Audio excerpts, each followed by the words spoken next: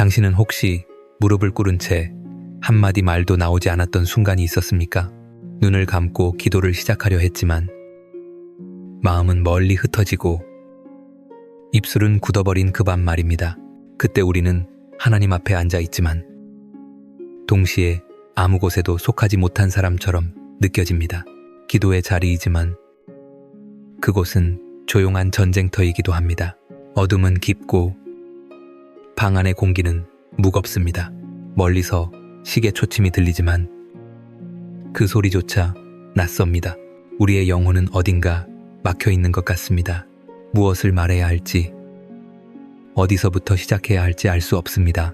그저 하나님이라는 이름만 마음속에서 떠오르지만 그 이름조차 쉽게 입 밖으로 나오지 않습니다. 기도가 막히는 그 순간 우리는 종종 자신을 책망합니다. 나는 왜 이렇게 믿음이 약할까? 하나님은 나의 침묵을 싫어하시지 않을까? 하지만 사랑하는 이여, 바로 그 침묵 속에서도 하나님은 여전히 당신 곁에 계십니다. 그분은 당신이 말하지 않아도 마음의 떨림을 들으십니다. 그분은 말보다 깊은 한숨 속에서도 당신의 영혼을 알아보십니다. 기도의 막힘은 실패가 아닙니다. 그것은 영혼이 다시 호흡하기 위한 침묵의 숨결입니다. 우리가 기도하지 못하는 순간에도 하나님은 우리 안에서 여전히 말씀하고 계십니다. 그분은 우리가 무릎을 꿇는 그 자세 자체를 기도로 받아들이십니다. 말이 없어도 그 무릎에는 고백이 있고 그 침묵에는 신뢰가 있습니다. 저는 오랜 세월 동안 기도가 막힌 사람들을 보았습니다. 병상에서, 상실의 자리에, 혹은 예배당 한 구석에서 말없이 울던 그들의 모습. 그들은 아무 말도 하지 않았지만 그 눈물 한 방울이 천마디 기도보다 깊었습니다. 왜냐하면 하나님은 우리의 언어가 아니라 마음의 떨림으로 들으시기 때문입니다. 기도가 막히는 것은 영적인 어둠의 밤과 같습니다. 하지만 그 어둠은 두려움의 밤이 아니라 준비의 밤입니다. 씨앗이 땅속에서 보이지 않는 동안 자라듯 우리의 영혼도 침묵 속에서 자랍니다. 하나님은 때때로 우리의 입술을 멈추게 하십니다. 그분이 먼저 말씀하시기 위해서입니다. 이제 우리가 할 일은 단 한 가지입니다. 그저 그 자리에 머무는 것입니다. 도망치지 말고, 억지로 말하려 하지도 말고, 조용히 무릎을 꿇고 하나님을 기다리십시오. 그분의 침묵은 부재가 아니라 깊은 임재의 또 다른 얼굴입니다. 당신이 오늘 그 자리에 있다면 너무 자책하지 마십시오. 기도가 막혔다고 해서 믿음이 멈춘 것이 아닙니다. 그것은 오히려 믿음이 가장 깊이 숨쉬는 시간입니다. 말이 사라진 그 자리에 하나님의 숨결이 들어오고 있습니다. 우리 함께 그렇게 고백합시다. 주님, 지금 저는 아무 말도 할 수 없습니다. 하지만 제 무릎을 받으시고 제 침묵을 기도로 삼아 주옵소서. End of warning. 그 기도는 이미 하늘에 닿았습니다. 왜냐하면 하나님은 침묵 속에서도 말씀하시는 분이시기 때문입니다. 밤이 깊어질수록 마음은 더 고요해집니다. 그러나 그 고요함이 평안이 아닐 때가 있습니다. 모든 것이 멈춘 것 같은 정적 속에서 우리는 문득 하나님이 너무 멀게 느껴집니다. 기도를 올려도 대답이 없고 찬송을 불러도 메아리만 돌아옵니다. 그럴 때 우리는 묻습니다. 하나님, 정말 제 기도를 들으십니까? 영적 침묵의 밤은 누구에게나 찾아옵니다.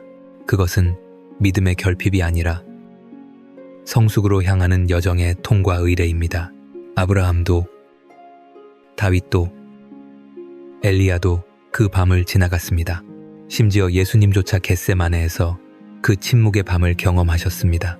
그분은 하늘을 향해 3번이나 부르짖으셨지만 하늘은 한동안 잠잠했습니다. 우리는 그 침묵을 외면이라 느낍니다. 하나님은 나를 잊으셨다. 하나님은 내 기도를 거절하셨다. 그러나 진실은 그 반대입니다. 그 침묵은 부재의 증거가 아니라 임재의 방식입니다. 하나님은 종종 아무 말씀도 하지 않음으로써 우리로 하여금 말씀보다 깊은 존재를 느끼게 하십니다. 별이 보이지 않는 밤하늘에도 태양은 여전히 떠 있습니다. 구름이 가린 것뿐입니다.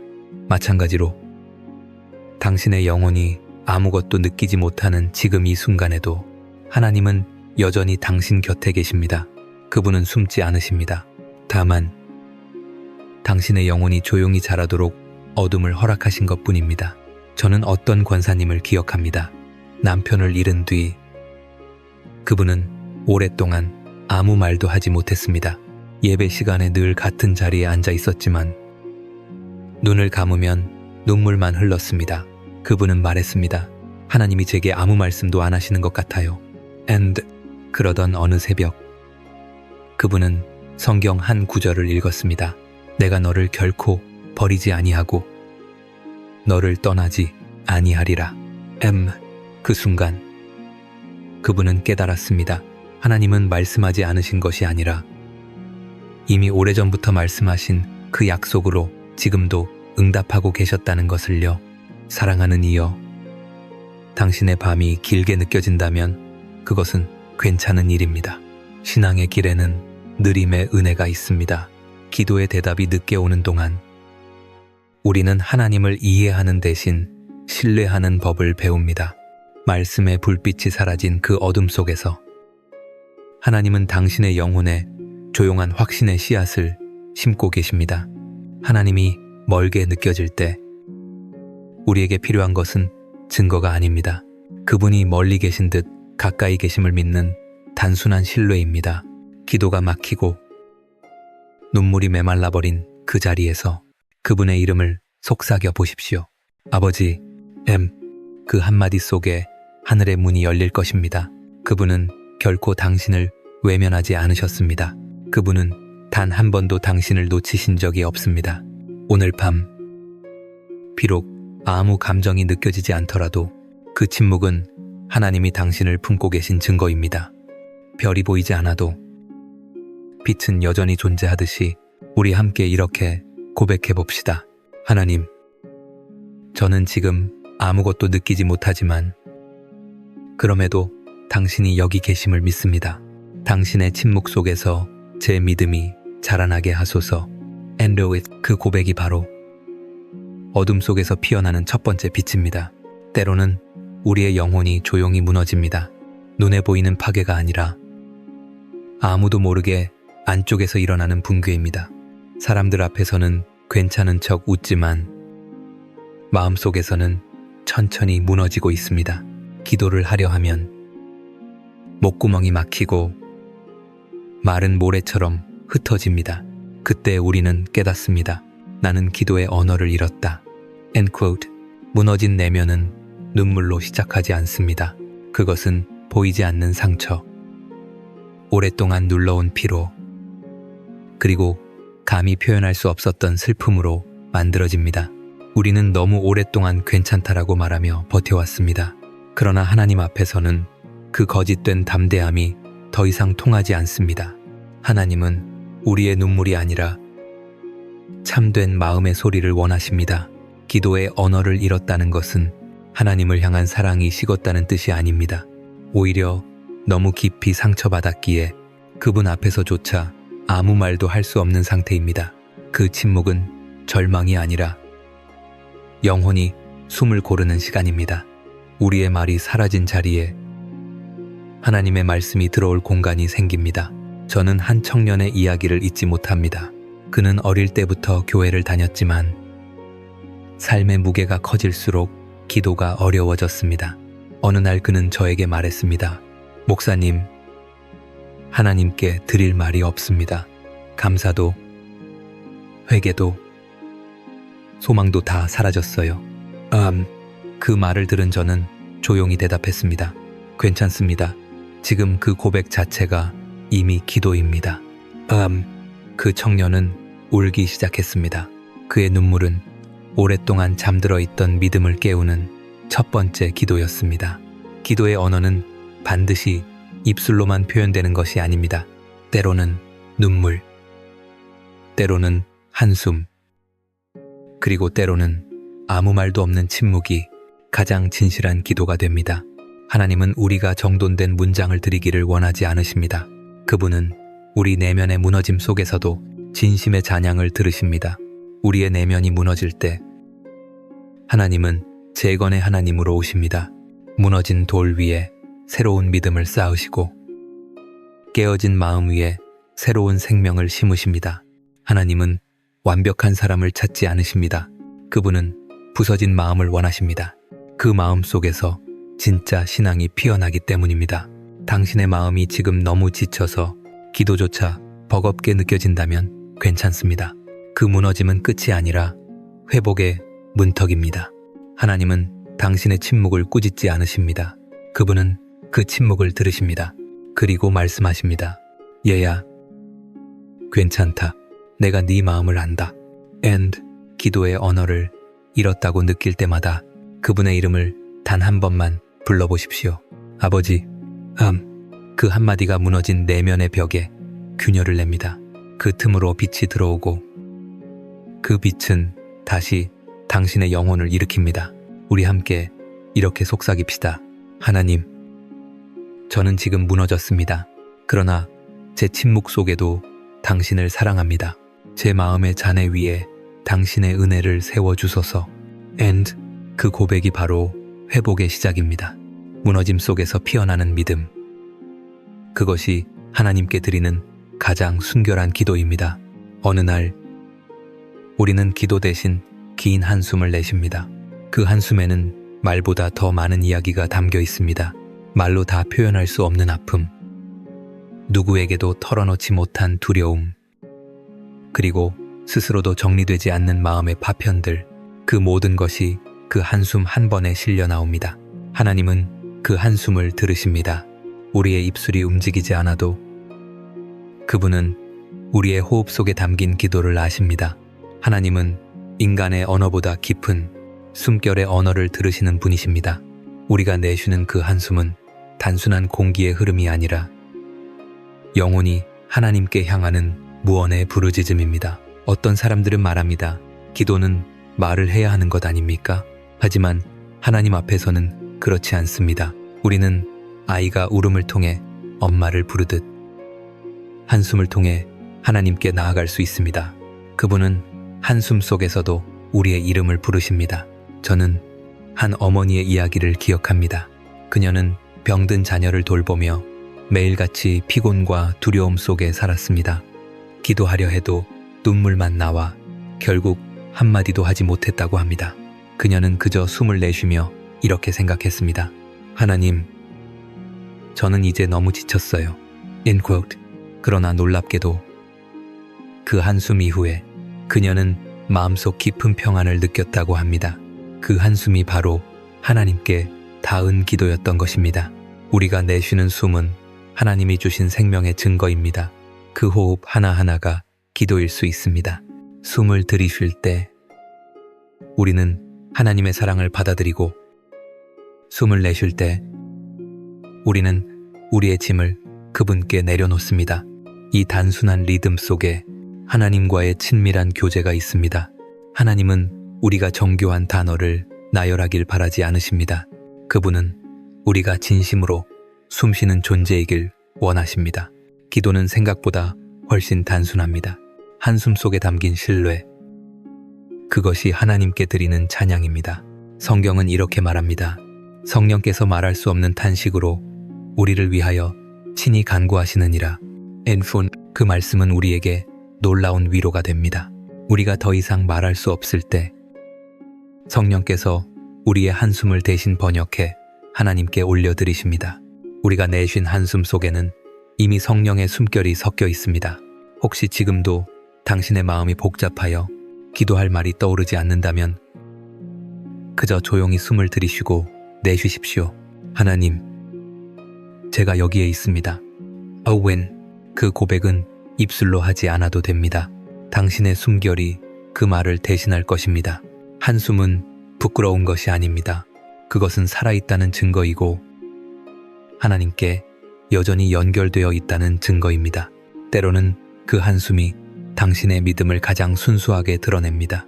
그 안에는 포기하지 않은 희망이 들어 있습니다. 이제 당신의 한숨을 두려워하지 마십시오. 그것을 억누르지 마십시오. 그 한숨이 곧 당신의 기도가 되기 때문입니다. 하나님은 그 한숨을 노래로 바꾸실 것입니다. 눈물로 내신 숨을 감사의 호흡으로 바꾸실 것입니다. 우리 함께 이렇게 고백합시다. 하나님, 제 한숨을 기도로 받아 주옵소서.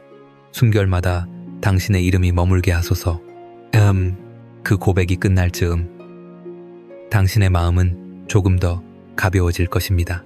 왜냐하면 한숨은 끝이 아니라 하나님께로 이어지는 다리이기 때문입니다.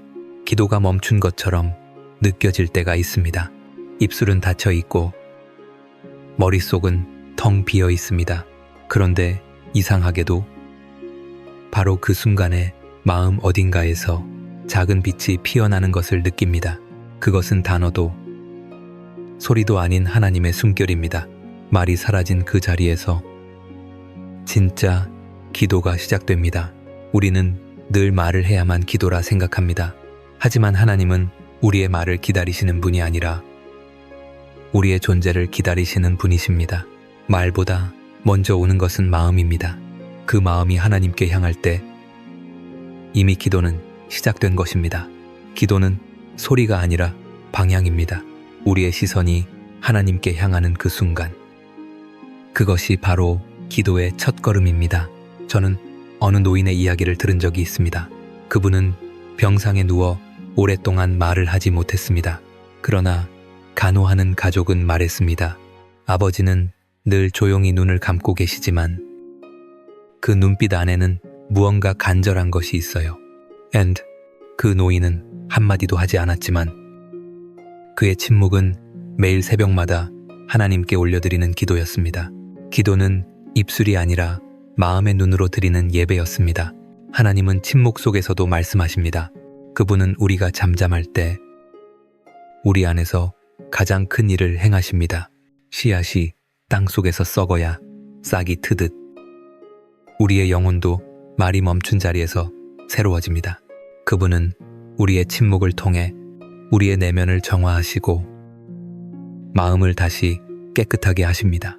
기도가 멈춘 듯 보이는 그 순간은 사실 하나님이 일하고 계신 시간입니다. 우리가 할 수 있는 일을 멈추고 그분이 하실 일을 기다리는 순간입니다. 그것은 실패가 아니라 항복이며 패배가 아니라 신뢰입니다. 하나님, 이제 제 차례가 아니라 당신의 차례입니다. 그 고백이야말로 가장 깊은 기도입니다. 당신이 지금 아무 말도 하지 못하는 상태라면 그 자리에서 억지로 무엇을 말하려 하지 마십시오. 그저 조용히 머물러 계십시오. 그곳이 바로 하나님이 오실 장소입니다. 그분은 당신의 침묵을 통로 삼아 들어오십니다. 말이 멈춘 자리에서 임재의 문이 열립니다. 하나님은 완벽한 문장을 원하지 않으십니다. 그분은 단 하나의 진심을 원하십니다. 그 진심이 담긴 침묵 한 조각이 1000마디의 기도보다 더 깊이 하늘에 닿습니다. 그래서 기도의 시작은 언제나 끝처럼 조용합니다. 아무것도 하지 않는 듯하지만 그 고요함 속에서 하늘의 일이 시작됩니다. 당신이 지금 하나님 앞에 앉아 있다면 그 자체로 충분합니다. 기도가 끝난 것이 아니라 이제 막 시작된 것입니다. 말이 사라진 그 자리는 하나님이 말씀하시는 자리입니다. 그분의 음성은 바람처럼 부드럽고 당신의 심장을 따라 흐릅니다. 우리 함께 이렇게 속삭입시다. 하나님, 제가 할 말이 없어도 괜찮습니까? 그렇다면 이 침묵으로 당신을 기다리겠습니다. 당신의 숨결이 제 안에 머물게 하소서. 그 고백 속에서 기도는 다시 숨쉬기 시작합니다. 이제 더 이상 말이 필요 없습니다. 당신의 존재 자체가 기도이기 때문입니다. 기도가 막힐 때 가장 먼저 입에서 나오는 말은 되게 짧습니다. 하나님 혹은 주님. 그리고 그 뒤에는 오랜 침묵이 이어집니다. 하지만 성경 속 다윗은 그 침묵을 다른 방식으로 채웠습니다. 그는 길고 화려한 문장을 만들지 않았습니다. 그저 한마디, 단 하나의 이름을 반복했습니다. 여호와여. 시편을 펼쳐보면 그의 기도에는 끝없이 반복되는 부름이 있습니다. 여호와여, 나를 구원하소서. 여호와여, 나를 잊지 마소서. 여호와여, 들으소서. 그 단어 하나가 다윗의 모든 눈물과 신음을 대신했습니다. 그에게 기도는 문학이 아니었습니다. 그것은 생존의 외침이었고 숨을 쉬기 위한 영혼의 호흡이었습니다. 다윗은 젊은 시절 목동으로 들판을 지킬 때부터 기도의 사람으로 자라났습니다. 그의 기도는 완벽하지 않았습니다.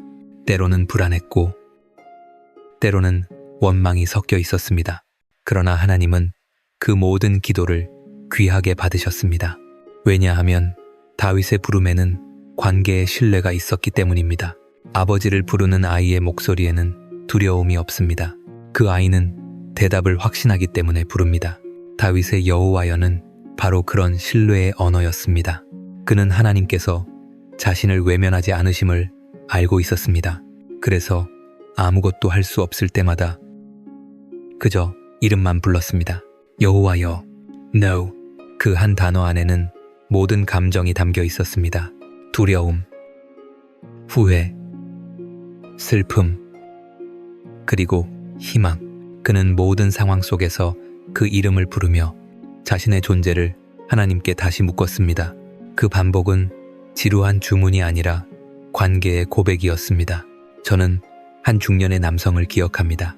그는 아내를 잃고 처음으로 교회에 나왔습니다. 기도의 자리에서 아무 말도 하지 못한 채 그저 머리를 숙이고 있었습니다. 그러다 입술이 떨리며 작은 소리를 냈습니다. 하나님, 하나님. 그 말은 울음이 되었고 울음은 다시 고요함이 되었습니다. 그때 그는 말했습니다. 이상하게도 그 한마디를 반복할수록 제 마음이 풀어졌습니다. 그것이 바로 다윗이 발견한 기도의 비밀이었습니다. 기도는 많은 말을 준비하는 것이 아닙니다. 진심을 담아 단 하나의 이름을 부르는 것입니다. 그 이름을 반복하는 동안 우리의 마음은 점점 정돈됩니다. 흩어진 생각들이 잠잠해지고 마음의 소음이 사라지며 영혼은 오직 하나님께 초점을 맞추게 됩니다. 다윗의 시편에는 이런 고백이 있습니다. 내가 잠잠하여 선한 말도 하지 아니하니 나의 근심이 더 심하도다. 그는 자신의 침묵이 더 큰 고통이 되었음을 알았습니다. 그래서 그는 선택했습니다. 침묵을 깨고 단 하나의 이름을 부르는 것을. 그 부름이 곧 그의 구원이었습니다. 기도가 막혀있는 지금 이 순간에도 당신이 할 수 있는 일은 단 하나뿐입니다. 그 이름을 부르는 것입니다. 여호와여. 그 이름이 입술을 떠나는 순간 당신의 영혼은 다시 숨을 쉬기 시작할 것입니다. 하나님은 그 부름을 기다리고 계십니다. 그분은 멀리 계시지 않습니다. 당신의 입술과 마음 사이 그 짧은 거리 안에 계십니다. 다윗이 그랬듯 우리도 이렇게 고백할 수 있습니다. 여호와여, 제가 아무 말도 하지 못해도 당신의 이름을 부르는 것으로 충분합니다. 그 부름이 바로 당신의 믿음이며 당신의 믿음이 바로 하나님의 응답의 문을 엽니다. 어느 날 위대한 선지자 엘리야는 모든 힘을 잃었습니다. 갈멜산에서 바알의 선지자 450명을 이긴 그는 한때 하늘에서 불을 내리던 사람이었습니다. 그러나 승리의 다음 날 그는 완전히 무너졌습니다. 이세벨의 협박 앞에서 그는 두려움에 사로잡혔고 광야로 도망쳐 로뎀나무 아래에 주저앉았습니다. 그리고 이렇게 고백했습니다. 여호와여, 넉넉하오니 이제 내 생명을 거두시옵소서. 이것이 한 시대를 뒤흔든 선지자의 고백이라니 우리는 놀랍지 않을 수 없습니다. 그러나 하나님은 그 절망의 기도를 꾸짖지 않으셨습니다. 그분은 엘리야의 피곤과 두려움을 이해하셨습니다. 하나님은 그를 비난하지 않고 먼저 쉼과 양식을 주셨습니다. 로뎀나무 아래에서 잠든 엘리야 곁에 하나님은 천사를 보내어 조용히 말씀하셨습니다. 일어나서 먹으라. 그 음성은 명령이 아니라 위로였습니다. 그분은 먼저 그의 몸을 살리시고 그 후에 그의 영혼을 일으키셨습니다. 이것이 하나님의 방식입니다. 우리가 지쳐 무너질 때 그분은 먼저 우리의 피곤을 어루만지십니다. 기도가 막혀 있는 사람에게 하나님은 책망 대신 휴식과 떡 한 조각의 은혜를 주십니다. 엘리야는 여전히 아무 말도 하지 못했습니다. 그러나 하나님은 침묵 속에서도 일하고 계셨습니다. 그분은 로뎀 나무 그늘에서 엘리야의 영혼이 다시 숨을 쉴 수 있도록 기다리셨습니다. 때로는 기도가 아니라 하나님의 기다림이 우리를 치유합니다. 이 이야기를 들을 때마다 저는 한 여인의 얼굴을 떠올립니다. 그녀는 오랫동안 가족의 간병을 해왔습니다. 하루하루가 전쟁 같았고 기도를 하려 해도 눈물만 나왔습니다. 그러던 어느 날 그녀는 이렇게 기도했습니다. 하나님, 이제는 아무것도 하기 싫습니다. 그냥 쉬고 싶어요. 그녀는 울며 잠들었고 다음 날 아침 이상하게도 마음이 조금 가벼워졌다고 했습니다. 그것이 바로 로뎀 나무 아래의 은혜였습니다. 하나님은 그녀에게 책망이 아닌 쉼의 응답을 주셨습니다. 사랑하는 이여, 당신이 지금 그 여인처럼 더 이상 기도할 힘조차 없을 때 하나님은 그 침묵의 자리로 오십니다. 그분은 당신의 손에 떡을 들려주시며 말씀하십니다. 괜찮다. 지금은 일어나지 않아도 된다. 내가 내 곁에 있다. 기도는 때로 행동이 아니라 머무름의 신앙입니다. 우리가 모든 것을 내려놓고 그분의 품 안에 앉아 있을 때 하나님은 이미 우리의 영혼을 회복시키고 계십니다. 엘리야는 그 후에 호렙산으로 가서 하나님의 세미한 음성을 듣습니다. 그 음성은 천둥도 불길도 아닌 바람 속의 조용한 속삭임이었습니다. 그것은 하나님이 우리에게 말씀하시는 방식입니다. 너의 절망 속에서도 나는 여전히 너와 함께 있다. 우리가 낙심하고 아무 말도 할 수 없을 때에도 하나님은 우리 안에서 속삭이십니다. 내가 너를 사랑한다.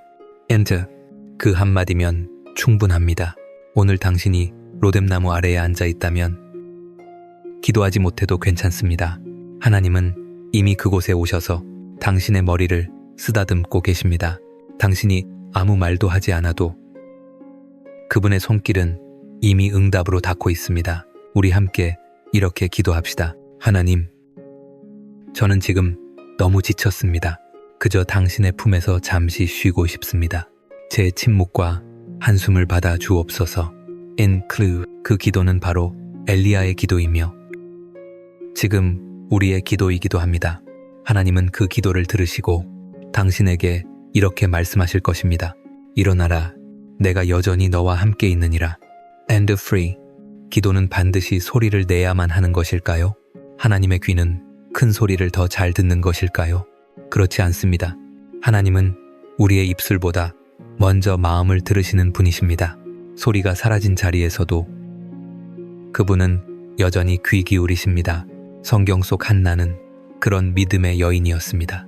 그녀는 오랜 세월 아이를 가지지 못해 마음이 무너져 있었습니다. 매년 실로 성전에 올라가 기도했지만 응답은 없었습니다.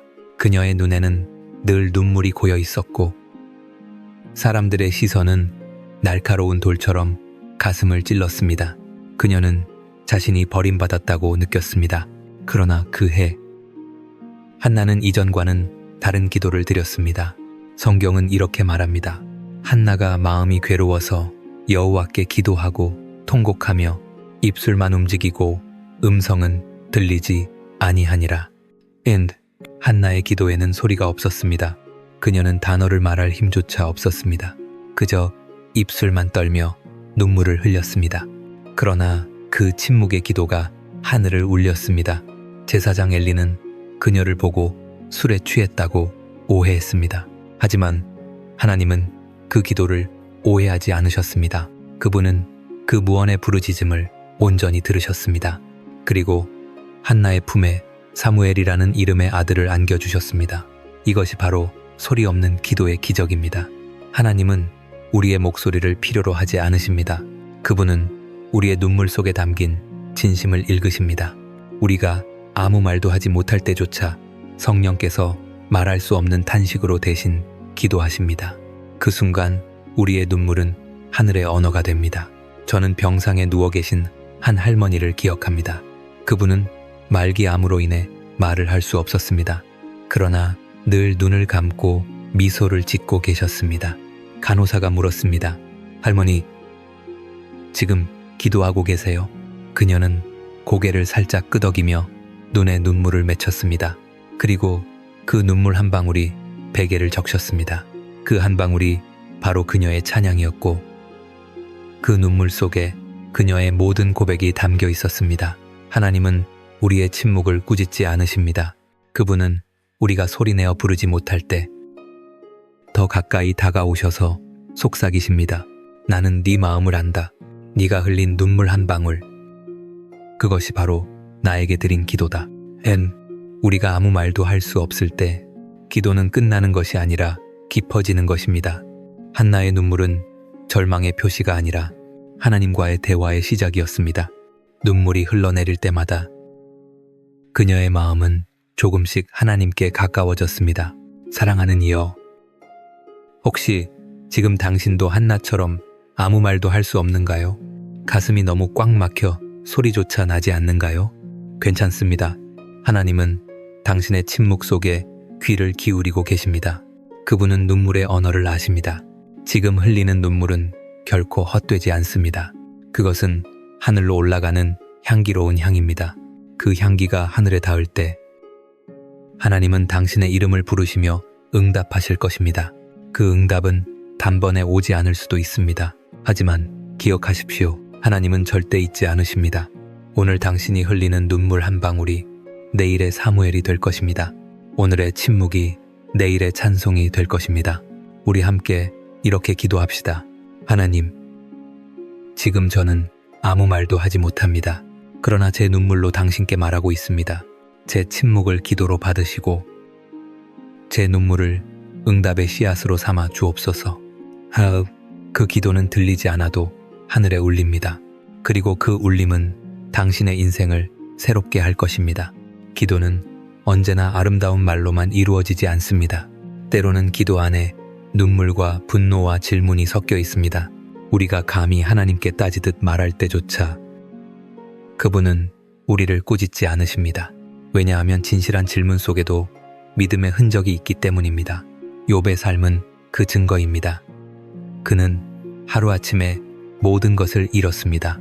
자녀들이 세상을 떠나고 재산은 사라지고 몸에는 종기가 나서 손으로 긁지 않으면 견딜 수 없었습니다. 친구들은 그의 고통을 위로하지 못했습니다. 오히려 너의 죄 때문일 것이라 말하며 상처를 더했습니다. 그때 욥은 절규하듯 말했습니다. 내가 태에서 죽었더라면 좋았을 것을. 그의 말은 탄식이자 항의였습니다. 그러나 하나님은 그를 버리지 않으셨습니다. 욥의 분노와 질문조차 기도로 받아주셨습니다. 그의 언어가 거칠었지만 그 마음은 여전히 하나님을 향해 있었기 때문입니다. 하나님은 침묵하셨지만 그 침묵 안에는 분명한 응답이 있었습니다.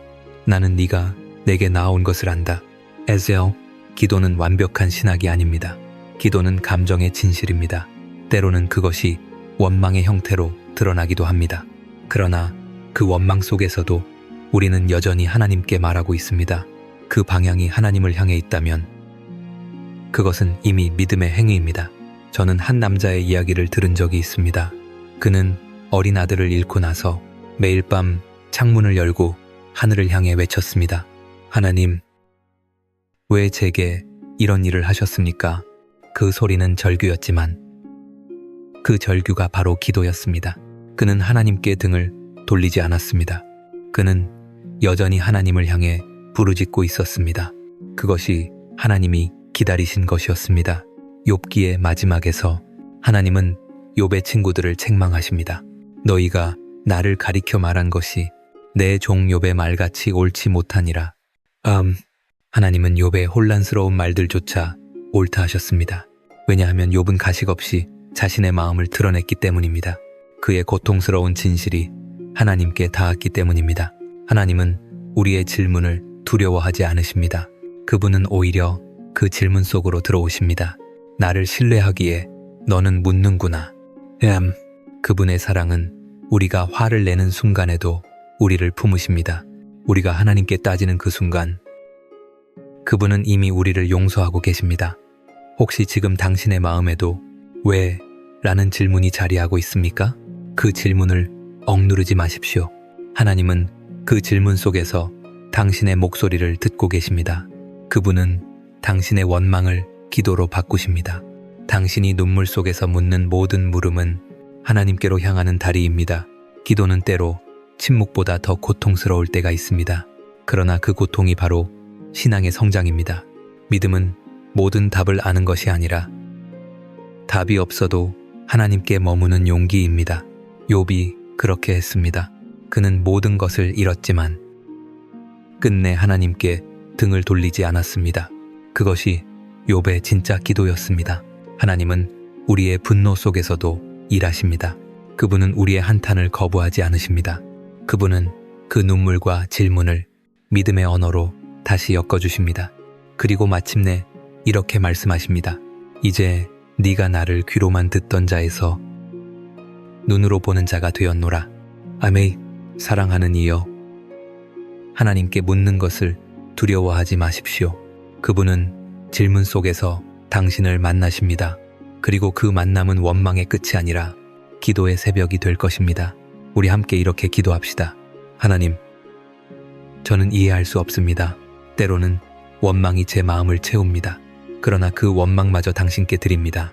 제 분노와 질문 속에서도 당신의 사랑을 믿게 하소서. 앤드루, 그 기도가 끝날 즈음 당신의 가슴 속에는 조용한 평안이 찾아올 것입니다. 그 평안은 모든 답보다 깊은 하나님의 응답입니다. 예레미야는 눈물의 선지자라 불렸습니다.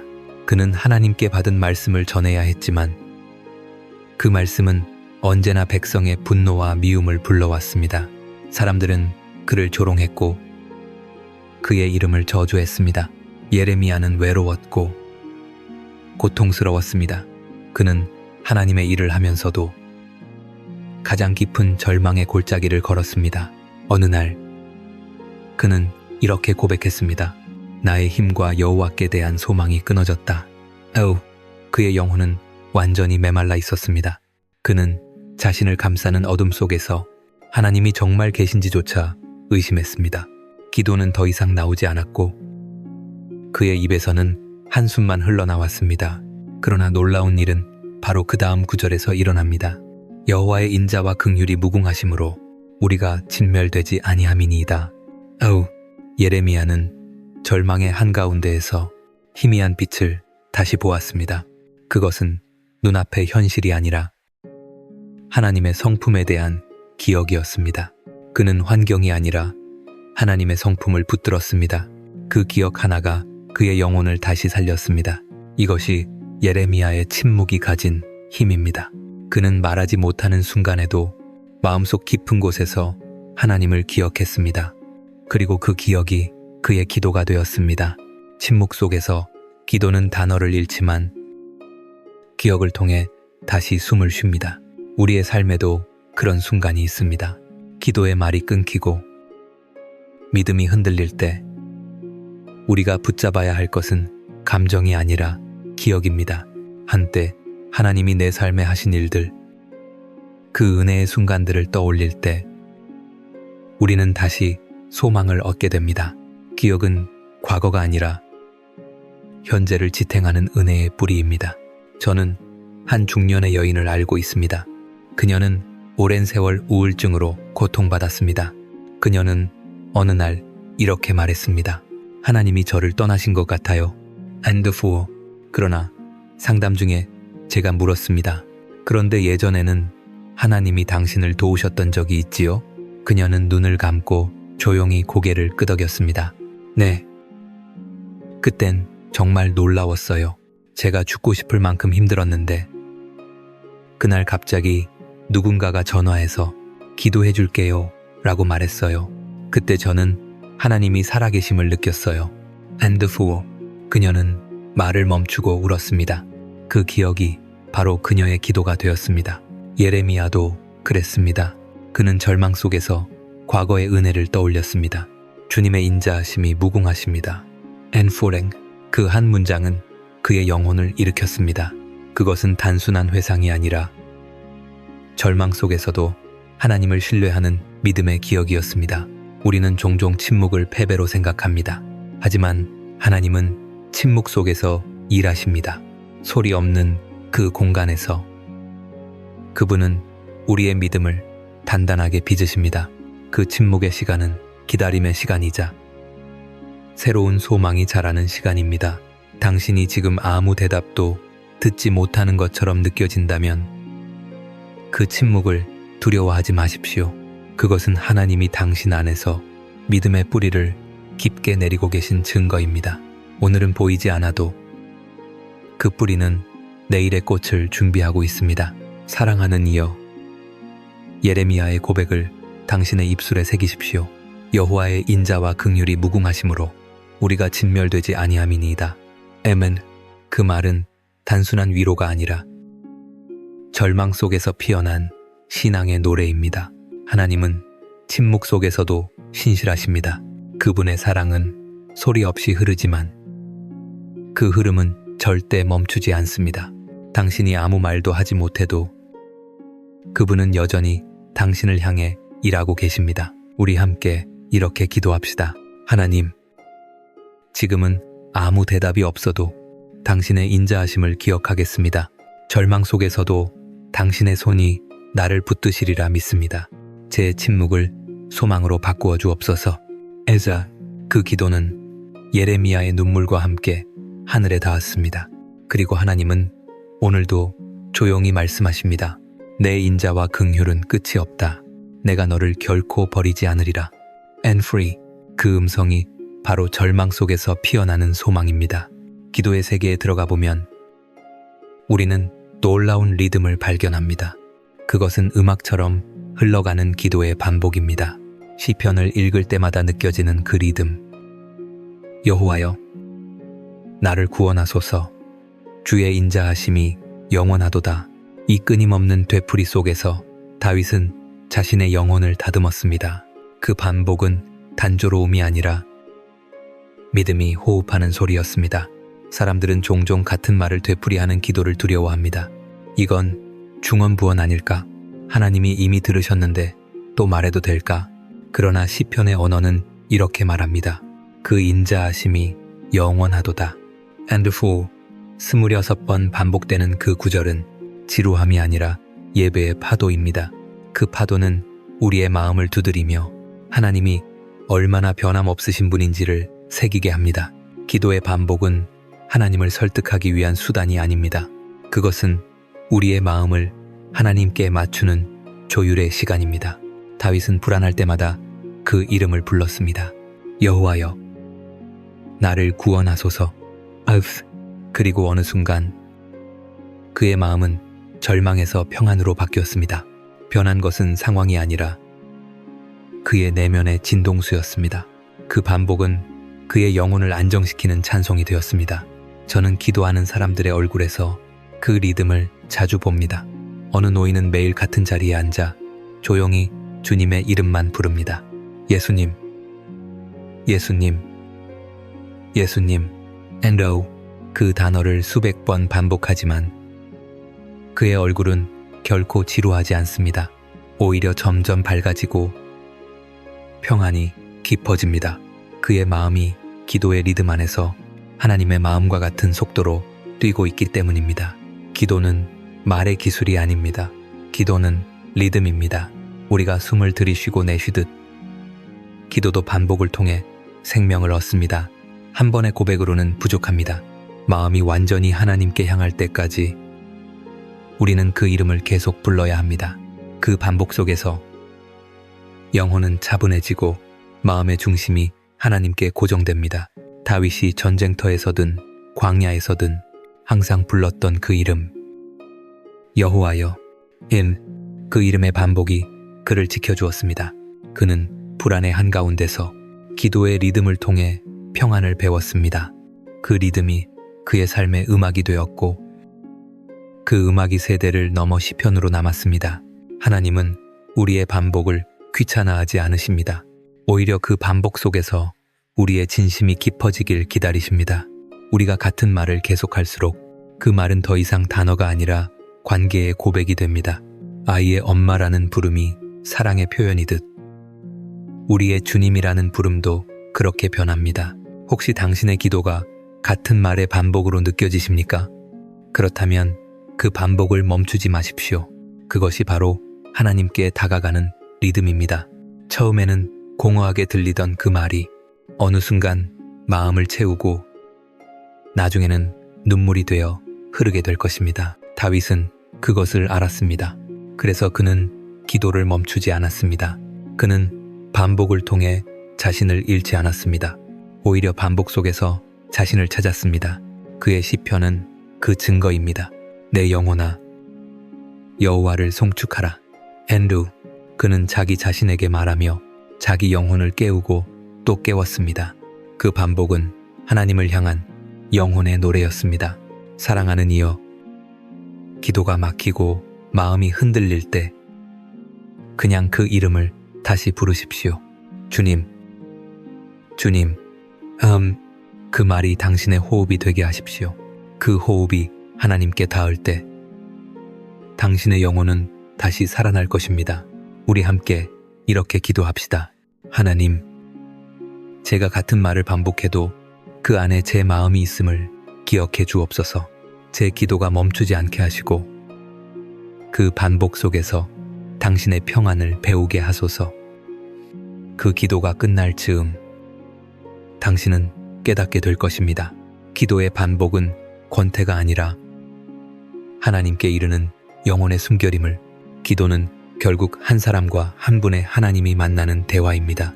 그 대화의 시작은 언제나 한 단어에서 출발합니다. 하나님, 이 단어를 부르는 순간 우리의 영혼은 하늘을 향해 열립니다. 이름을 부른다는 것은 관계의 시작입니다.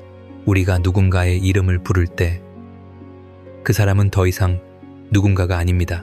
그는 이제 나의 삶 속으로 들어온 존재가 됩니다. 하나님의 이름도 그렇습니다. 우리가 그분의 이름을 부르는 순간 그분은 멀리 계신 신이 아니라 나의 하나님이 되십니다. 다윗은 이 사실을 알았습니다. 그래서 그는 늘 하나님의 이름으로 시작했습니다. 여호와는 나의 목자시니 내게 부족함이 없으리로다. And 그의 기도는 상황의 묘사가 아니라 관계의 고백이었습니다. 그는 나의 하나님이라 불렀고 그 한마디 안에 모든 신뢰와 사랑을 담았습니다. 기도의 본질은 정보를 전달하는 것이 아닙니다. 하나님은 이미 우리의 필요를 알고 계십니다. 기도는 하나님을 다시 관계의 중심으로 모시는 행위입니다. 이름을 부르는 순간 우리의 마음은 그분을 향해 방향을 틀고 잊고 있던 친밀함이 다시 살아납니다. 저는 한 노부부의 이야기를 기억합니다. 결혼한 지 50년이 넘은 부부였습니다. 어느 날 아내가 병원에 입원하자 남편은 매일 같은 시간에 병실을 찾았습니다.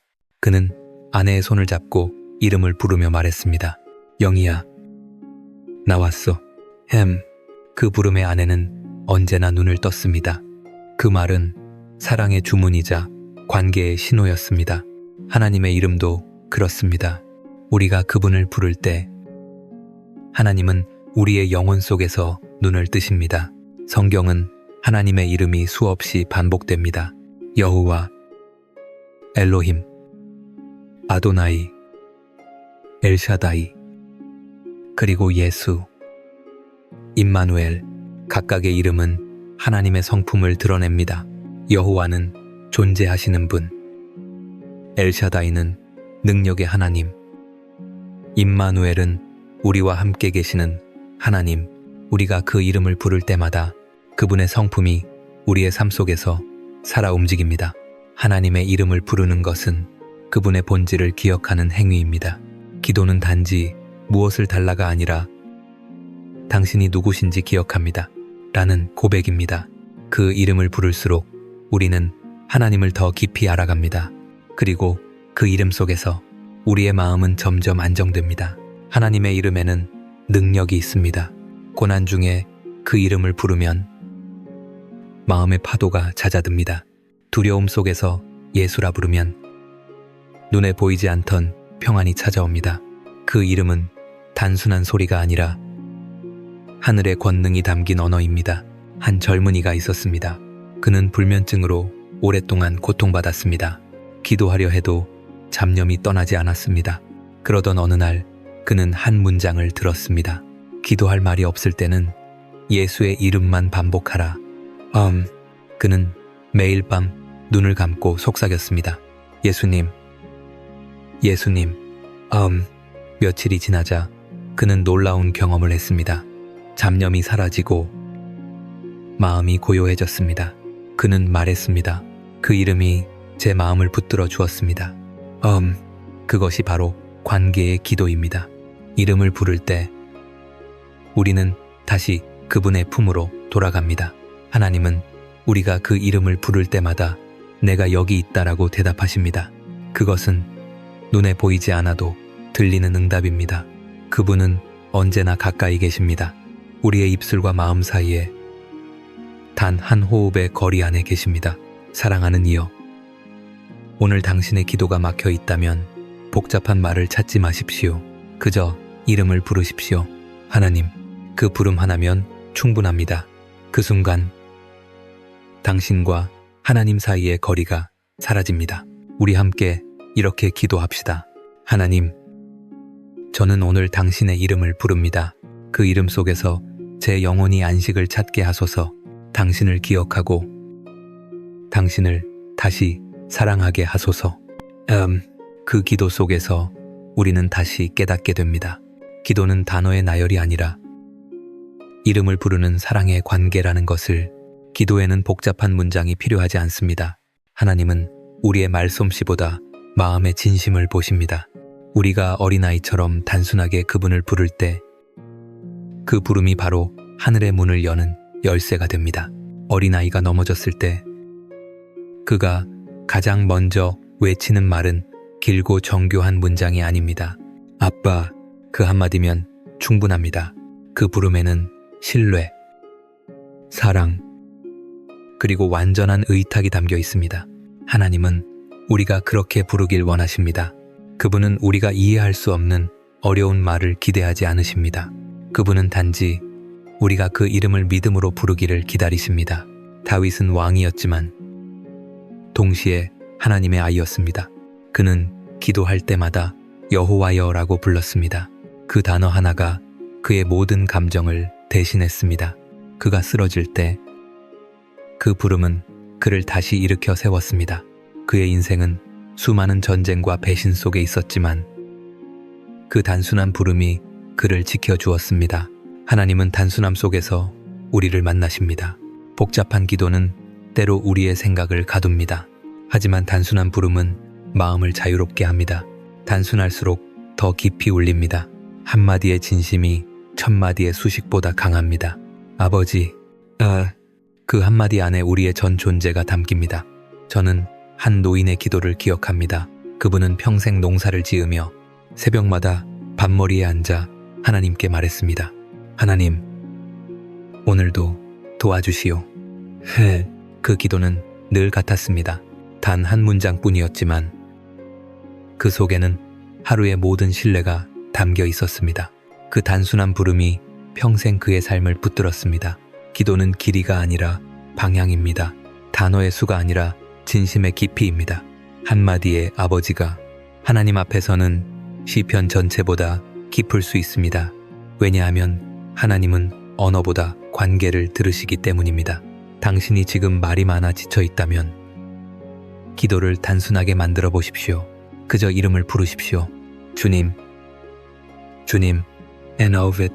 그 부름 속에 불필요한 생각이 사라지고 오직 하나님만 남을 때 그것이 바로 가장 깊은 기도가 됩니다. 기도의 본질은 사랑의 반복입니다. 우리가 사랑하는 사람의 이름을 수없이 불러도 지루하지 않은 것처럼 하나님의 이름도 그렇게 불러야 합니다. 그 반복은 영혼의 리듬이고 그 리듬이 우리를 하나님께 더 가까이 이끕니다. 어느 수도사는 이렇게 말했습니다. 나는 평생 동안 예수님이라는 이름만 부르며 살았다.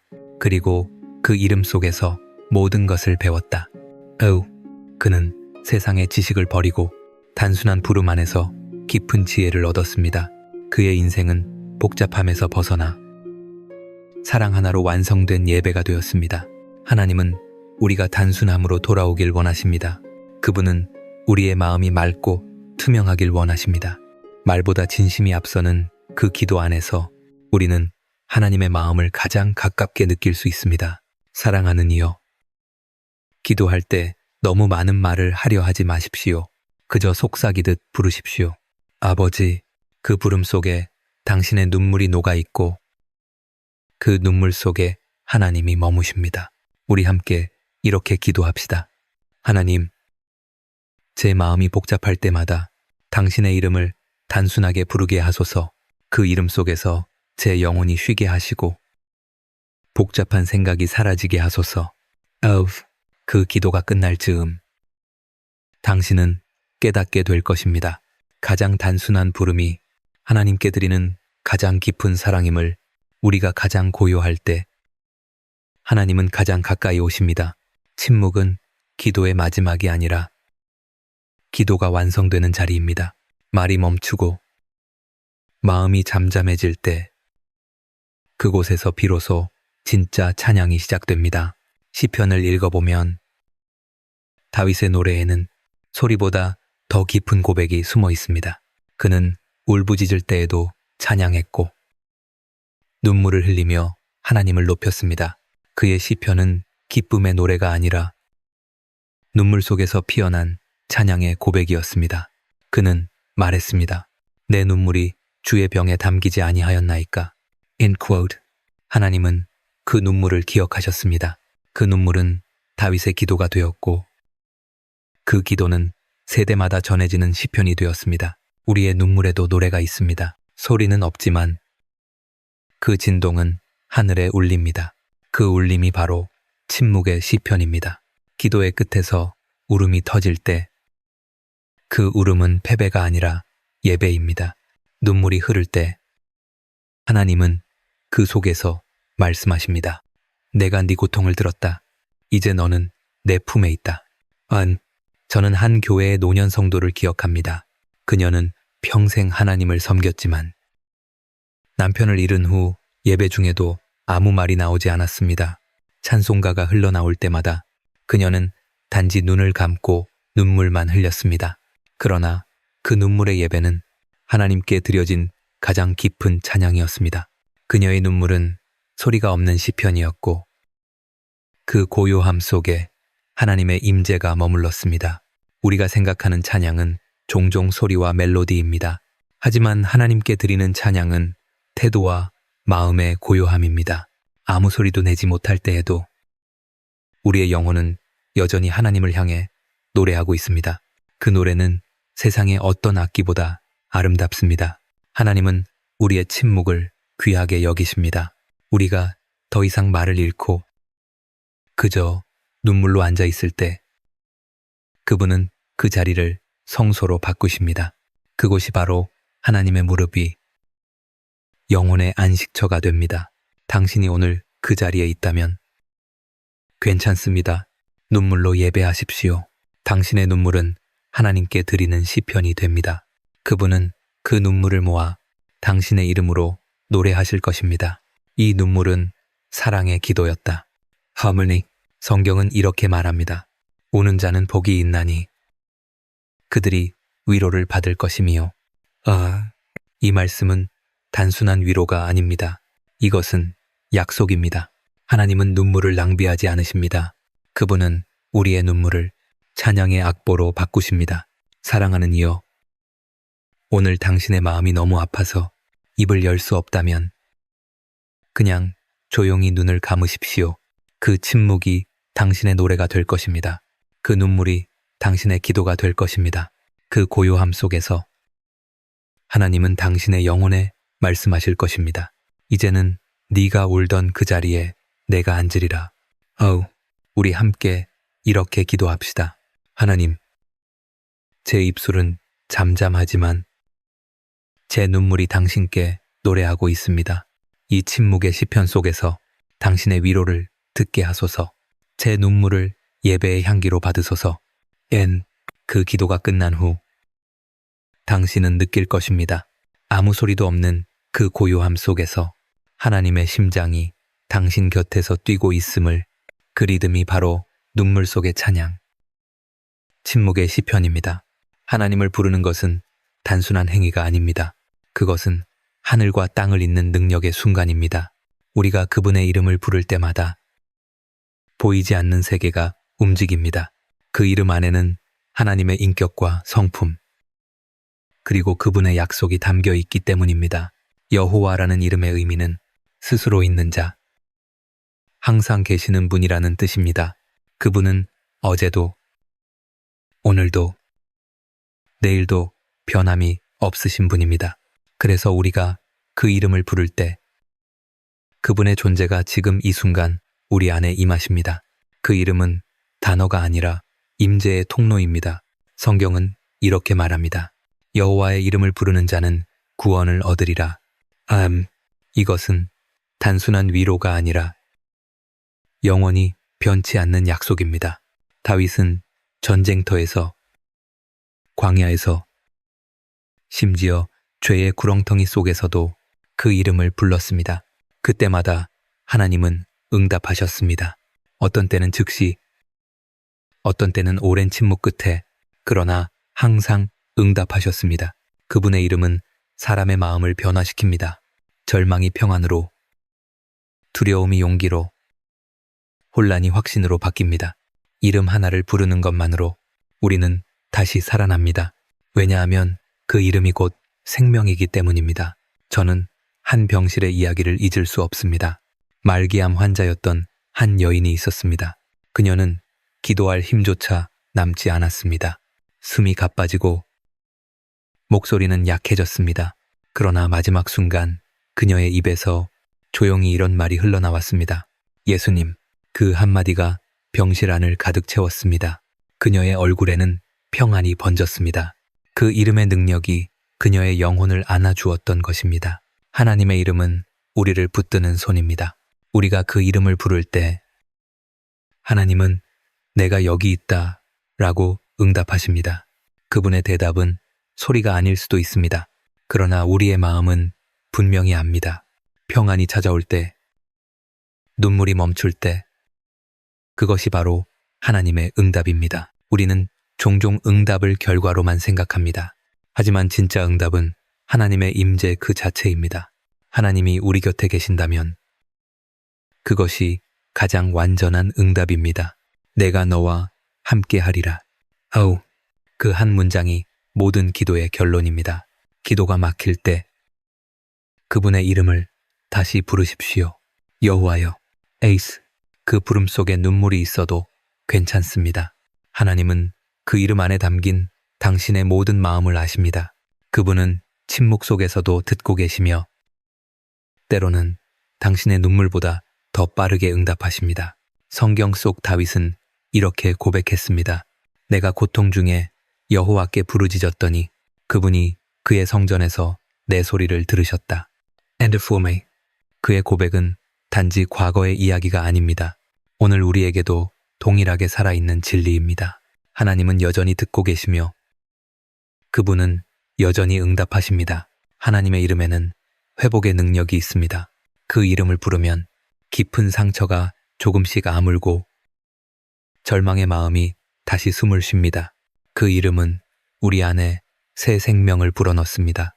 그것이 바로 여호와의 능력입니다. 사랑하는 이여, 오늘 그 이름을 조용히 불러보십시오. 여호와여, 나의 하나님이시여. 에이트. 그 부름이 입술을 떠나는 순간 당신의 영혼은 이미 응답의 문턱에 서 있습니다. 그 이름은 결코 헛되지 않습니다. 하나님은 그 이름을 들으실 때마다 당신의 삶에 새로운 이야기를 쓰기 시작하십니다. 우리 함께 이렇게 기도합시다. 여호와여, 제 입술이 그 이름을 부를 때 당신의 평안이 제 안에 임하게 하소서. 응답을 기다리는 동안에도 당신의 임재를 느끼게 하소서. 당신의 이름이 제 생명의 노래가 되게 하소서. 그 기도가 끝날 즈음 당신은 조용히 알게 될 것입니다. 기도는 끝나지 않았음을, 그 이름이 아직도 당신 안에서 울리고 있음을, 그리고 그 울림이 바로 하나님의 응답임을. 광야의 바람이 불던 날 엘리야는 모든 것을 내려놓고 싶었습니다. 그는 바알의 선지자들과 싸워 이겼지만 그 승리 뒤에는 깊은 공허와 피로가 찾아왔습니다. 이세벨의 협박은 그의 마음을 무너뜨렸습니다. 내가 내일 이맘때에 너를 죽이리라. 앤드. 그 말 한마디에 엘리야는 도망쳤습니다. 그리고 끝없는 광야를 걸어가다 한 그루 로뎀나무 아래에 쓰러졌습니다. 그의 입술에서 나온 첫 번째 말은 승리의 선언이 아니었습니다. 여호와여, 넉넉하오니 이제 내 생명을 거두시옵소서. 그 기도는 너무나 솔직하고 너무나 인간적이었습니다. 그는 선지자였지만 동시에 지친 한 사람이었습니다. 하나님을 향한 신앙이 사라진 것이 아니라 견딜 힘이 사라졌던 것입니다. 그는 지쳐 잠들었습니다. 그때 하나님은 그를 꾸짖지 않으셨습니다. 그분은 천사를 보내어 그 곁에 떡과 물을 두셨습니다. 그리고 조용히 말씀하셨습니다. 일어나서 먹으라. 그 음성에는 명령보다 더 깊은 사랑이 담겨 있었습니다. 하나님은 엘리야에게 회개를 요구하지 않으셨습니다. 대신 쉼을 주셨습니다. 하나님은 먼저 우리의 피로를 어루만지시는 분이십니다. 기도가 멈춘 사람에게 하나님은 침묵으로 다가오십니다. 그분은 우리의 말이 아니라 우리의 상태를 보십니다. 엘리야의 지친 숨결 속에도 하나님은 함께 계셨습니다. 그분은 그를 이해하셨고 그의 한숨을 기도로 바꾸셨습니다. 저는 삶의 무게에 짓눌린 사람들을 자주 봅니다. 누군가는 가족을 위해, 누군가는 아픈 몸 때문에, 또 누군가는 끝없는 책임 때문에 무너져 있습니다. 그들은 더 이상 기도할 힘이 없습니다. 하지만 하나님은 그런 이들을 외면하지 않으십니다. 그분은 그들을 위한 로뎀나무를 준비해 두십니다. 그 나무 아래에서 그들은 울고 쉬고 다시 일어납니다. 엘리야는 두 번의 음성을 들었습니다. 일어나서 먹으라. 그리고 다시 이 길을 감당하지 못할까 하노라. 하나님은 그에게 한 걸음 더 나아갈 힘을 주셨습니다. 그 빵 한 조각, 물 한 모금이 그의 영혼을 다시 세웠습니다. 그리고 그는 40일을 걸어 하나님의 산 호렙에 도착했습니다. 우리가 완전히 지쳤을 때 하나님은 우리에게 묻지 않으십니다. 왜 이렇게 되었느냐가 아니라 이제 일어나라 라고 말씀하십니다. 그분은 우리를 책망하지 않으시고 다시 일어설 수 있는 작은 힘의 선물을 주십니다. 하나님은 멀리 계시지 않습니다. 그분은 우리가 주저앉은 그 자리, 우리의 눈물이 떨어진 그곳에 함께 앉아 계십니다. 그리고 우리의 손을 잡아 일으키십니다. 아직 끝나지 않았다. 내가 너와 함께 있다. 엠프리. 엘리야의 절망은 끝이 아니었습니다. 그것은 하나님의 시작이었습니다. 그는 로뎀나무 아래에서 자신의 한계를 깨닫고 그 자리에서 다시 하나님을 만났습니다. 사랑하는 이여, 혹시 지금 당신도 모든 것이 버겁게 느껴지십니까? 하나님께 말할 힘조차 없습니까? 그렇다면 그냥 머무르십시오. 하나님은 이미 그 자리에 계십니다. 그분은 당신의 숨결을 들으시고 당신의 눈물 위에 손을 얹으십니다. 우리 함께 이렇게 기도합시다. 하나님, 지금 저는 너무 지쳐서 기도할 말조차 없습니다.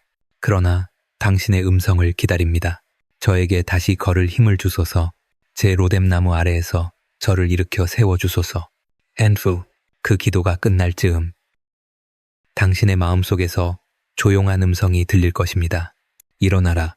내가 네 곁에 있다. 이스크레인. 그 음성이 바로 하나님의 사랑이며 당신의 삶이 다시 시작되는 새벽의 신호입니다. 엘리야가 호렙산에 도착했을 때 그의 마음은 여전히 무겁고 조용했습니다.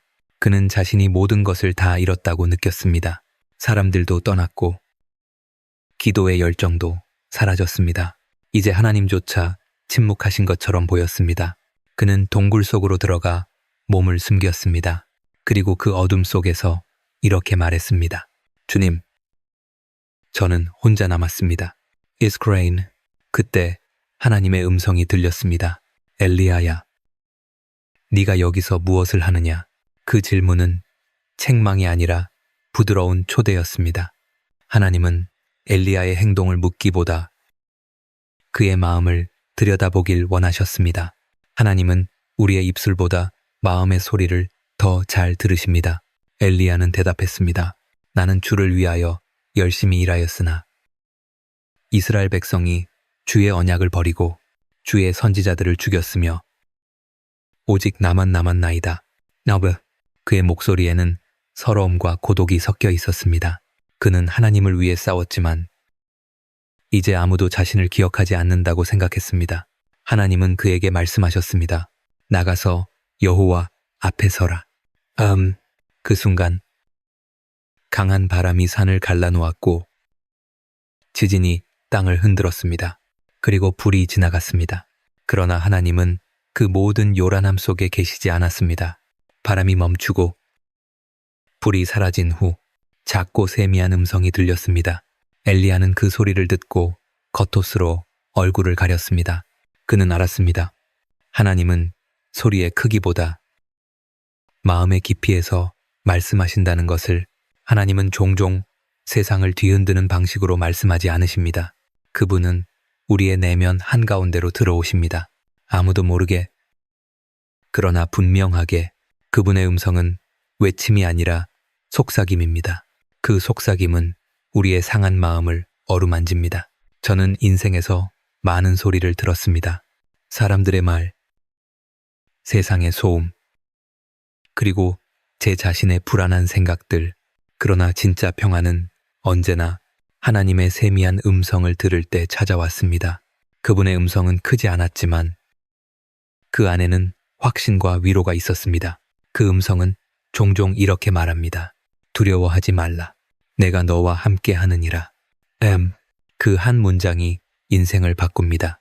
소리의 세기가 아니라 그 속에 담긴 하나님의 존재가 우리를 바꿉니다. 엘리야는 그 세미한 음성 속에서 다시 일어났습니다. 그는 이제 고독하지 않았습니다. 하나님의 음성이 그에게 새로운 사명을 주었습니다. 다메섹으로 가라. 내가 너를 위해 예비한 사람이 있다. 하나님은 언제나 우리보다 먼저 일하십니다. 우리가 모를 뿐.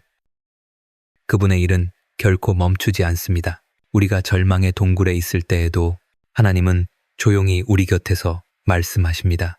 너는 혼자가 아니다. 아즈우. 그 말이 우리의 심장을 두드립니다. 그리고 그 한마디가 모든 불안과 두려움을 잠재웁니다. 사랑하는 이여, 혹시 지금 하나님의 음성이 들리지 않습니까?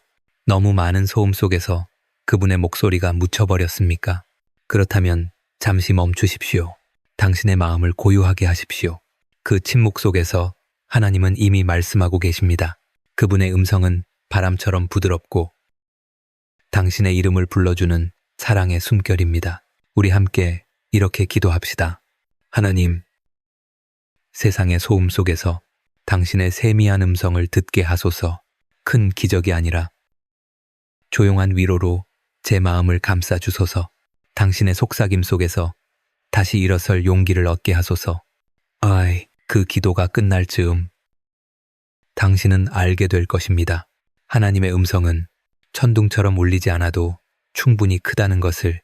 그 세미한 음성이 바로 당신의 새벽이며 당신의 믿음을 다시 일으키는 부드러운 응답임을. 기도가 반드시 길어야만 하는 것은 아닙니다.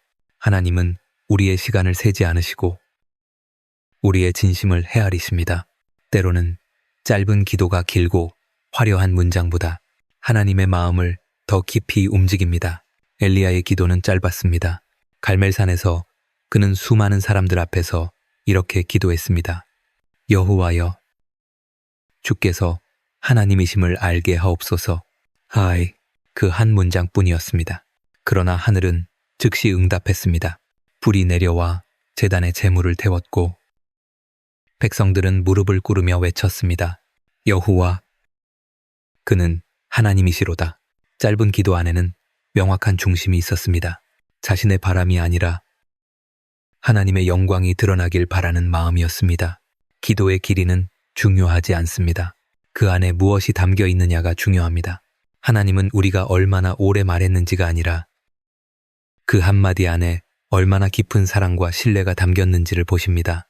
짧은 기도는 진심의 결정체입니다. 그 안에는 인간의 계산이 없습니다. 그저 하나님께 집중하는 순수한 시선만 있습니다. 우리가 지쳐 있을 때 복잡한 말 대신 짧은 고백을 드려보십시오. 주님, 도와주소서. 오케이. 그 한 문장에도 하늘은 응답합니다. 저는 한 젊은 어머니를 알고 있습니다. 그녀는 어린 딸을 병원에서 돌보고 있었습니다. 의사는 고개를 저었고 그녀는 무너지는 마음으로 두 손을 모았습니다. 하나님, 제 아이를 지켜주세요. And 그것이 그녀의 전부였습니다. 그녀의 기도는 짧았지만 그 짧은 한마디가 병실을 가득 채웠습니다. 그날 밤 아이의 고열이 내렸습니다. 그녀는 말했습니다. 그 한마디 안에 제가 가진 모든 믿음이 담겨 있었어요. And 하나님은 우리의 말을 듣기 위해 시간을 요구하지 않으십니다. 그분은 우리의 진심 하나면 충분하십니다. 기도는 설명이 아니라 고백입니다. 사랑하는 사람에게 사랑해요 라고 말할 때 그 말은 길 필요가 없습니다. 그 한마디에 모든 것이 담겨 있듯 하나님께 드리는 짧은 기도에도 온 마음이 담겨 있을 수 있습니다. 예수님도 짧게 기도하셨습니다. 무덤 앞에서 나사로야, 나오라. 십자가 위에서 아버지, 저들을 사하여 주옵소서. 그 말씀은 간결했지만 그 안에 인류를 구원하는 사랑이 담겨 있었습니다. 기도의 깊이는 길이에서 오지 않습니다. 그것은 사랑의 무게에서 나옵니다. 기도가 길어질수록 종종 생각이 많아집니다. 하지만 짧은 기도는 마음을 곧장 하나님께 향하게 합니다. 짧은 기도 속에는 간결한 믿음이 있습니다. 그 믿음은 하나님이 들으신다는 단순한 확신입니다. 그 확신이 바로 기도의 본질입니다.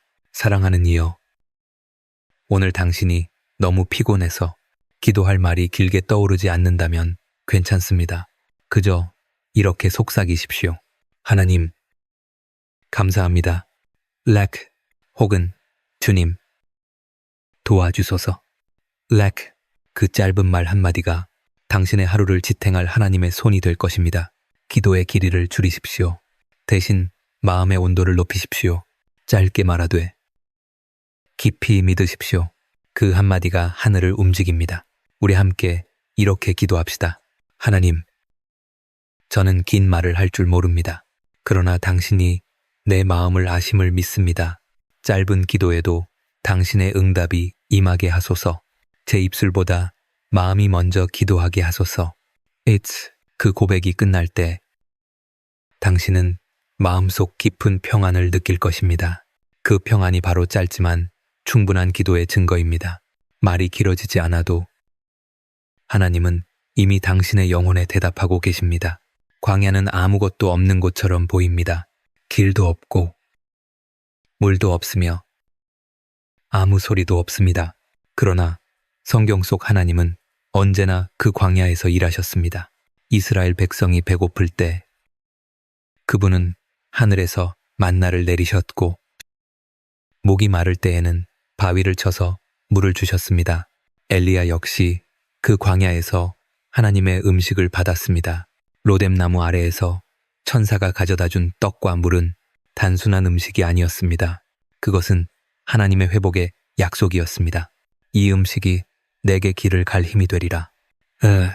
그 한마디는 절망에 앉아있던 엘리야의 심장을 다시 뛰게 했습니다.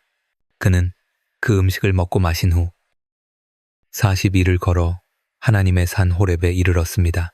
그 길은 인간의 체력으로는 불가능한 여정이었습니다.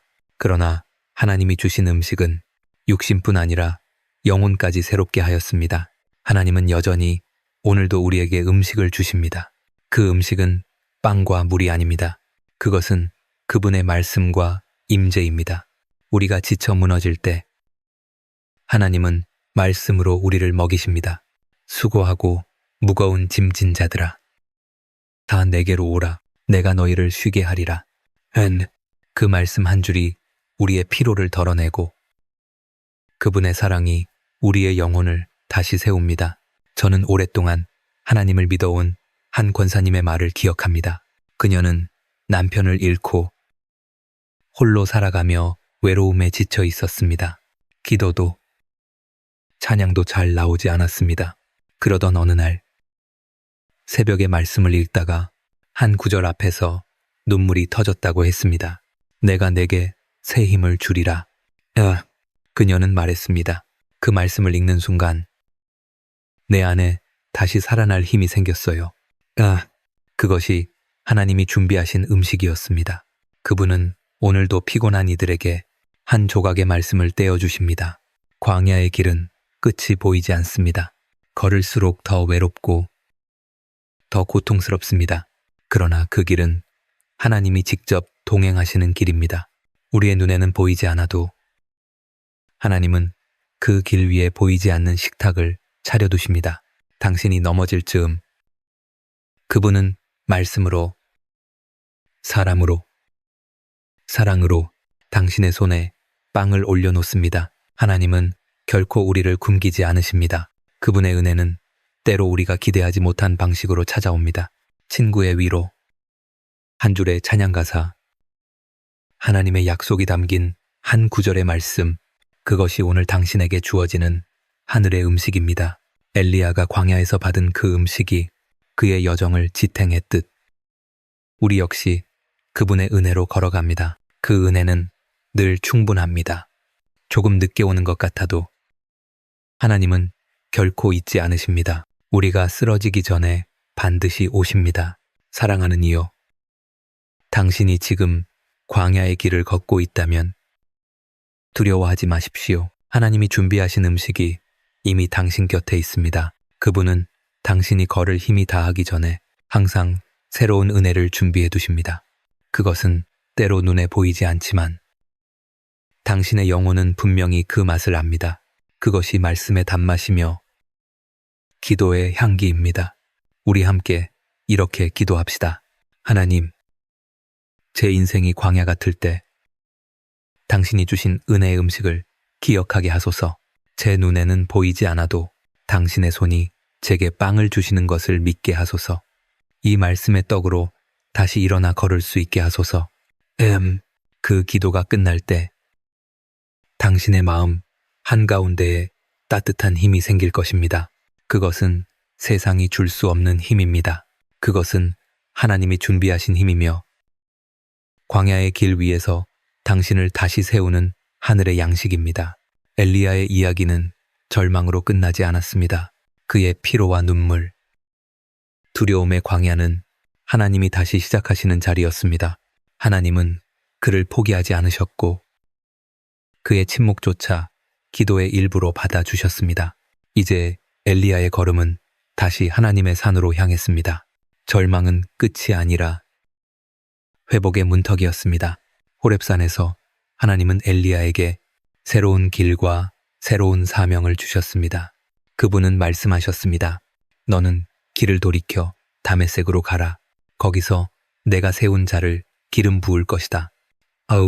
그 한마디에 엘리야의 영혼이 깨어났습니다. 그는 더 이상 혼자가 아니었습니다. 하나님이 여전히 일하고 계심을 깨달았습니다.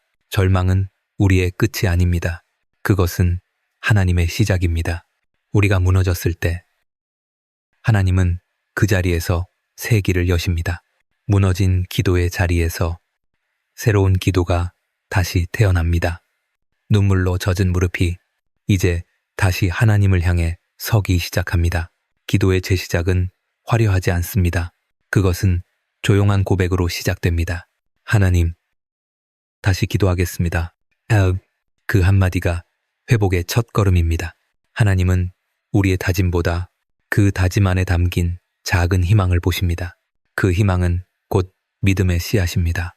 그 씨앗이 자라서 다시 하나님과의 관계를 새롭게 만듭니다. 저는 한 남자의 이야기를 기억합니다. 그는 오랫동안 교회를 떠나 있었습니다. 사업이 무너지고 사람들에게 배신당한 후 기도의 자리로 돌아올 마음이 없었습니다. 그러던 어느 날 그는 문득 예배당 앞을 지나가다가 조용히 안으로 들어가 무릎을 꿇었습니다. 그리고 단 한마디를 속삭였습니다. 하나님, 저 왔습니다. 어브리. 그날 그는 오랜만에 눈물을 흘렸습니다. 그 눈물이 바로 기도의 재시작이었습니다. 그는 말했습니다. 하나님은 내 기도를 다시 듣기 시작하셨지만 사실 그보다 먼저 내가 하나님을 다시 듣기 시작했어요. 어브리. 회복은 하나님이 일방적으로 주시는 선물이 아닙니다. 그것은 우리의 미약한 고백 위에 세워집니다. 하나님, 제가 다시 당신께 나아갑니다. And for all. 그 고백이 바로 기도의 불씨입니다. 그 불씨 하나가 인생을 다시 밝힙니다. 하나님은 실패한 자들을 사랑하십니다. 그분은 약한 자들을 들어 사용하십니다. 엘리야는 지쳐 있었지만 하나님은 그를 다시 사명자로 세우셨습니다. 그가 광야에서 잃어버린 것은 능력이 아니라 방향이었습니다. 하나님은 그 방향을 다시 잡아주셨습니다. 그리고 그때부터 엘리야는 다시 하나님의 일을 감당할 수 있었습니다. 우리의 삶에도 이런 순간이 있습니다. 모든 것이 끝났다고 느껴질 때 하나님은 조용히 말씀하십니다. 아직 아니다. 나는 네 안에서 일하고 있다. 그 말은 절망을 뒤집는 하나님의 선언입니다. 그 선언 속에서 기도는 다시 살아납니다. 기도는 언제나 다시 시작할 수 있는 은혜의 길입니다. 사랑하는 이여, 혹시 지금 당신의 기도가 멈춰 있습니까? 마음이 식고 믿음이 흔들립니까? 괜찮습니다. 하나님은 여전히 당신의 이름을 부르고 계십니다. 당신이 한 걸음만 다시 내디디면 그분은 100걸음 달려오실 것입니다. 당신의 침묵조차 하나님께는 초대입니다. 우리 함께 이렇게 기도합시다. 하나님, 절망 속에서도 당신을 찾습니다. 다시 무릎 꿇을 용기를 주소서. 제 안에 남은 작은 불씨로 당신께 기도의 불을 다시 피우게 하소서. 제 절망을 회복의 시작으로 바꾸어 주옵소서. 에메이. 그 기도가 끝날 즈음 당신의 가슴에는 잔잔한 따뜻함이 피어날 것입니다. 그것은 다시 걸을 힘이며 다시 믿을 용기입니다. 하나님은 여전히 당신을 부르고 계십니다. 그리고 지금 그분은 당신의 침묵 위에 새로운 기도의 노래를 쓰고 계십니다. 그 노래의 첫 소절은 이렇게 시작됩니다. 주님, 감사합니다. 다시 기도할 수 있게 하셨습니다. 한나는 오랫동안 아이를 갖지 못한 여인이었습니다. 그녀의 이름은 고통과 수치의 상징이었습니다. 세상은 그녀를 바라보며 속삭였습니다. 하나님이 그녀를 잊으신 게 아닐까? 그러나 하나님은 그녀를 잊지 않으셨습니다. 그분은 오히려 그녀의 침묵 속에서 가장 깊은 믿음의 기도를 준비하고 계셨습니다. 그녀의 남편 엘가나는 다른 아내 브닌나에게서 자녀를 두었지만 한나에게는 아무 아이도 없었습니다. 브닌나는 그것을 이용해 한나를 조롱했습니다. 하나님이 너를 사랑하신다면 왜 자식을 주지 않으셨겠니? 그 말은 칼보다 깊이 그녀의 마음을 찔렀습니다. 매년 제사를 드리러 실로에 갈 때마다 한나의 눈은 눈물로 젖어 있었습니다. 그녀는 먹지도 웃지도 못했습니다. 그녀의 마음은 완전히 무너져 있었습니다. 그러나 바로 그 자리에서 한나는 기도의 여인이 되었습니다. 그녀는 성전 안으로 들어가 조용히 하나님께 나아갔습니다. 아무도 모르게, 아무 말도 없이 입술만 떨리며 눈물이 흘렀습니다. 그녀의 기도는 들리지 않았지만 그 눈물은 하늘을 울렸습니다. 그녀는 이렇게 속삭였습니다. 만군의 여호와여, 만일 주의 여종의 고통을 돌아보시고 잊지 아니하시며 아들을 주신다면 그 아이를 평생 주께 드리겠나이다. And 그것은 단지 아들을 위한 기도가 아니었습니다. 그것은 하나님의 뜻을 이루려는 헌신의 기도였습니다. 그녀는 자신의 소망보다 하나님의 계획을 더 크게 붙들었습니다. 그 순간 하나님은 침묵을 깨뜨리셨습니다. 제사장 엘리가 그녀에게 다가와 말했습니다. 여호와께서 네 기도를 들으셨다. End of Crows. 그날 이후 한나의 얼굴에는 평안이 깃들었습니다. 아직 아무 일도 일어나지 않았지만 그녀는 이미 응답을 믿었습니다. 얼마 후 그녀는 아들을 품었습니다. 그 아이의 이름은 사무엘. 하나님께 구하였다는 뜻이었습니다. 그녀는 약속대로 그 아이를 하나님께 드렸습니다. 눈물로 낳은 아이를 감사로 돌려드린 것입니다. 그녀의 삶은 비탄으로 시작했지만 그 끝은 예배로 마무리되었습니다. 한나는 우리에게 기도의 본질을 가르쳐 줍니다. 기도는 단순히 얻기 위한 행위가 아닙니다. 기도는 하나님께 자신을 맡기는 헌신의 자리입니다. 우리가 가진 가장 소중한 것을 그분의 뜻 아래에 내려놓을 때 그것이 진짜 믿음의 시작입니다. 저는 한 어머니의 이야기를 들은 적이 있습니다. 그녀는 아픈 아들을 위해 오랫동안 기도했습니다. 그러나 상태는 나아지지 않았습니다. 그러던 어느 날 그녀는 조용히 이렇게 기도했습니다. 하나님, 제 아이를 살려주시든 데려가시든 그 결정이 당신의 손에 있음을 믿습니다. 그 순간 그녀는 설명할 수 없는 평안을 느꼈다고 했습니다. 그것은 체념이 아니라 믿음의 항복이었습니다. 그 평안이 바로 하나님이 주신 응답이었습니다. 한나의 기도는 그 이후 수많은 세대를 깨웠습니다. 그녀의 아들 사무엘은 선지자가 되었고 이스라엘의 왕을 세우는 사람으로 쓰임받았습니다. 한 여인의 눈물이 하나님의 역사를 움직인 것입니다. 사랑하는 이여, 혹시 지금 당신의 기도가 너무 오래 멈춰 있는 것 같습니까? 하나님이 듣지 않으시는 것처럼 느껴지십니까? 기억하십시오. 하나님은 침묵 속에서도 듣고 계십니다. 당신의 눈물이 떨어지는 그 자리가 곧 하나님의 응답이 시작되는 자리입니다. 오늘 한나처럼 기도하십시오. 결과를 붙잡지 말고 하나님을 붙드십시오. 그분이 당신의 기도를 기억하실 것입니다. 그 기억 속에서 새로운 생명이 태어납니다. 우리 함께 이렇게 기도합시다. 하나님, 저는 당신을 기다립니다. 눈물 속에서도 당신을 신뢰합니다. 제 인생의 가장 큰 바람조차 당신의 뜻 아래에 내려놓습니다. 제 침묵을 기억하시고 그 안에서 당신의 일을 이루소서. And say. 그 기도가 끝날 때 당신은 한나처럼 얼굴에 평안을 띠게 될 것입니다. 상황은 변하지 않았지만 당신의 마음에는 이미 응답이 임했습니다. 하나님은 여전히 일하고 계십니다. 그분은 당신의 기도를 잊지 않으십니다. 그리고 언젠가 당신의 눈물이 감사의 노래로 바뀌게 될 것입니다. 하나님 앞에서 흘리는 눈물에는 소리가 없습니다. 그러나 그 침묵의 통곡은 어떤 노래보다 깊게 하늘에 닿습니다. 우리가 말로 다 할 수 없는 고통을 느낄 때 하나님은 우리의 언어 대신 눈물의 언어를 들으십니다. 한나는 그렇게 기도했습니다. 그녀의 입술은 움직였지만 그 어떤 소리도 나지 않았습니다. 그녀의 기도는 무언의 탄식이었고 그 탄식은 곧 예배였습니다. 하나님은 소리가 아니라 진심을 들으시는 분이시기 때문입니다.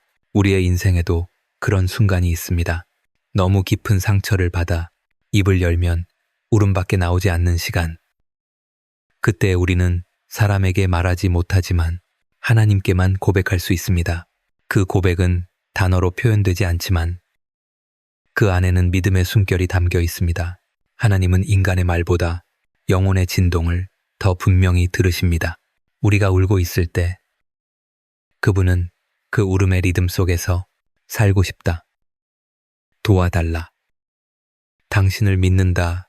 라는 숨겨진 기도를 들으십니다. 그것이 바로 무언의 기도.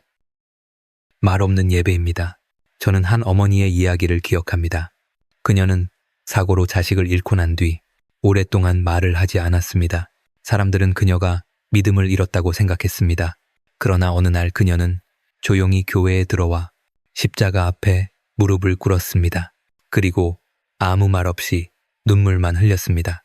그 침묵의 시간이 한참 흐른 뒤 그녀는 아주 작은 목소리로 속삭였습니다. 주님, 제가 아직 살아 있습니다. 그 순간 그녀의 눈물은 절망이 아니라 회복의 시작이 되었습니다. 그녀의 침묵은 하나님께 드려진 가장 진실한 예배였습니다. 기도는 반드시 말로 표현되어야 하는 것이 아닙니다. 때로는 우리의 눈물이 그 자리를 대신합니다. 우리의 고통이 너무 커서 말할 수 없을 때 그 침묵이 바로 기도의 자리입니다. 성령께서 우리의 한숨과 눈물을 하나님의 언어로 번역해 주십니다. 성령께서 말할 수 없는 탄식으로 우리를 위하여 친히 간구하시느니라. 이 말씀이 바로 하나님이 약속하신 위로입니다. 하나님은 우리의 침묵을 두려워하지 않으십니다.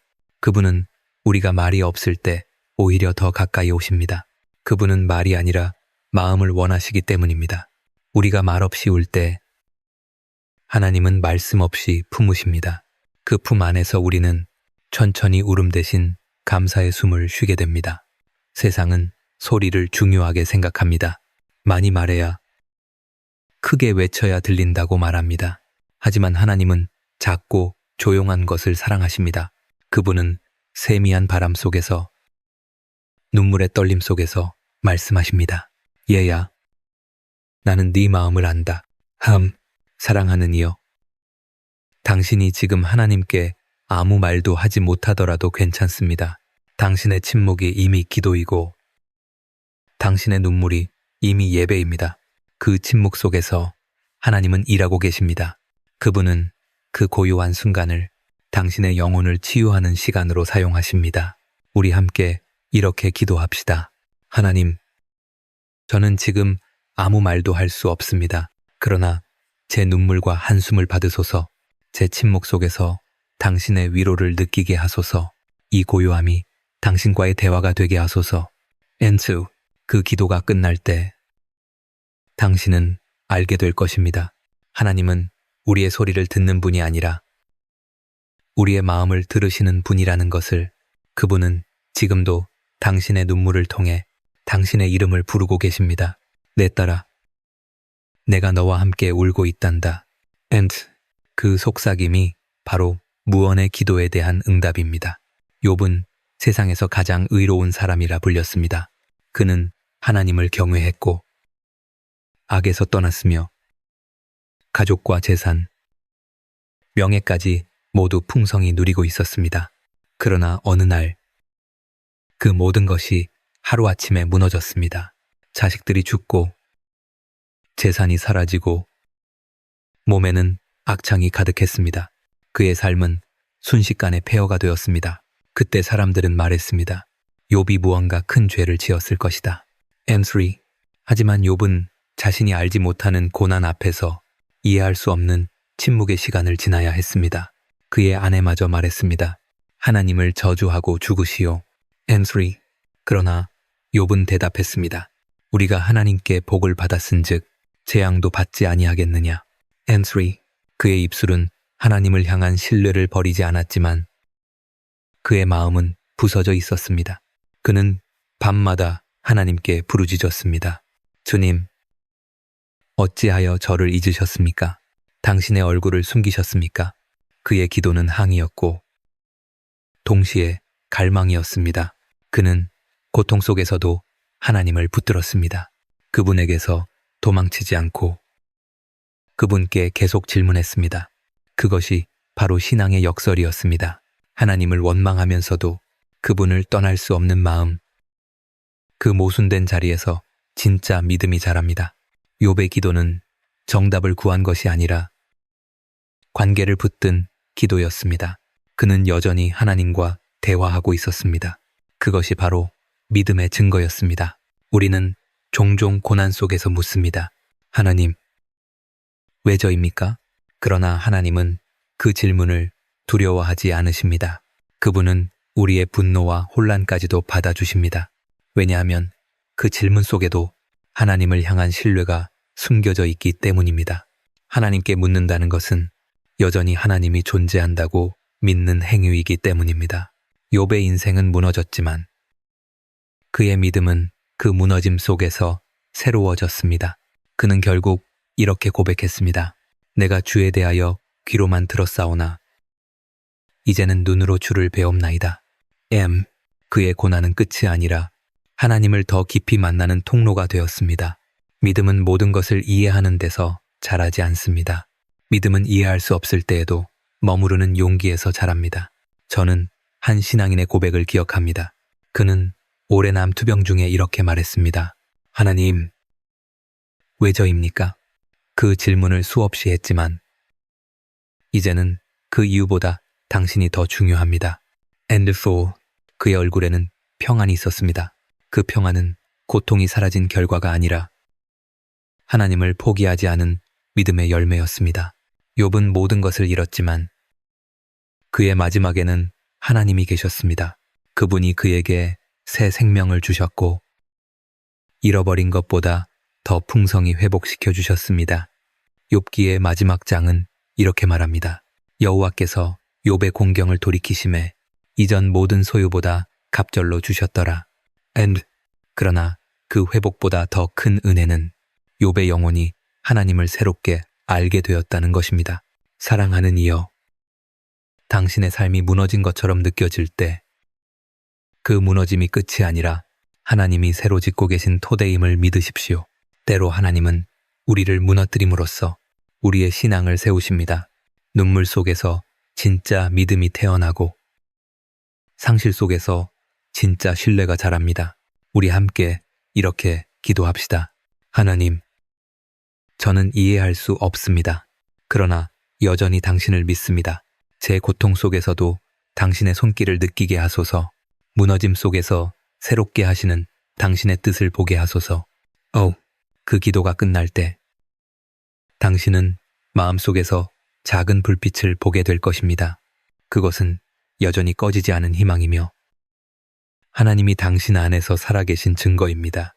욥처럼 무너짐 속에서 하나님을 만날 때 그 만남은 인생의 가장 깊은 축복이 됩니다. 그때 당신은 이렇게 고백할 것입니다.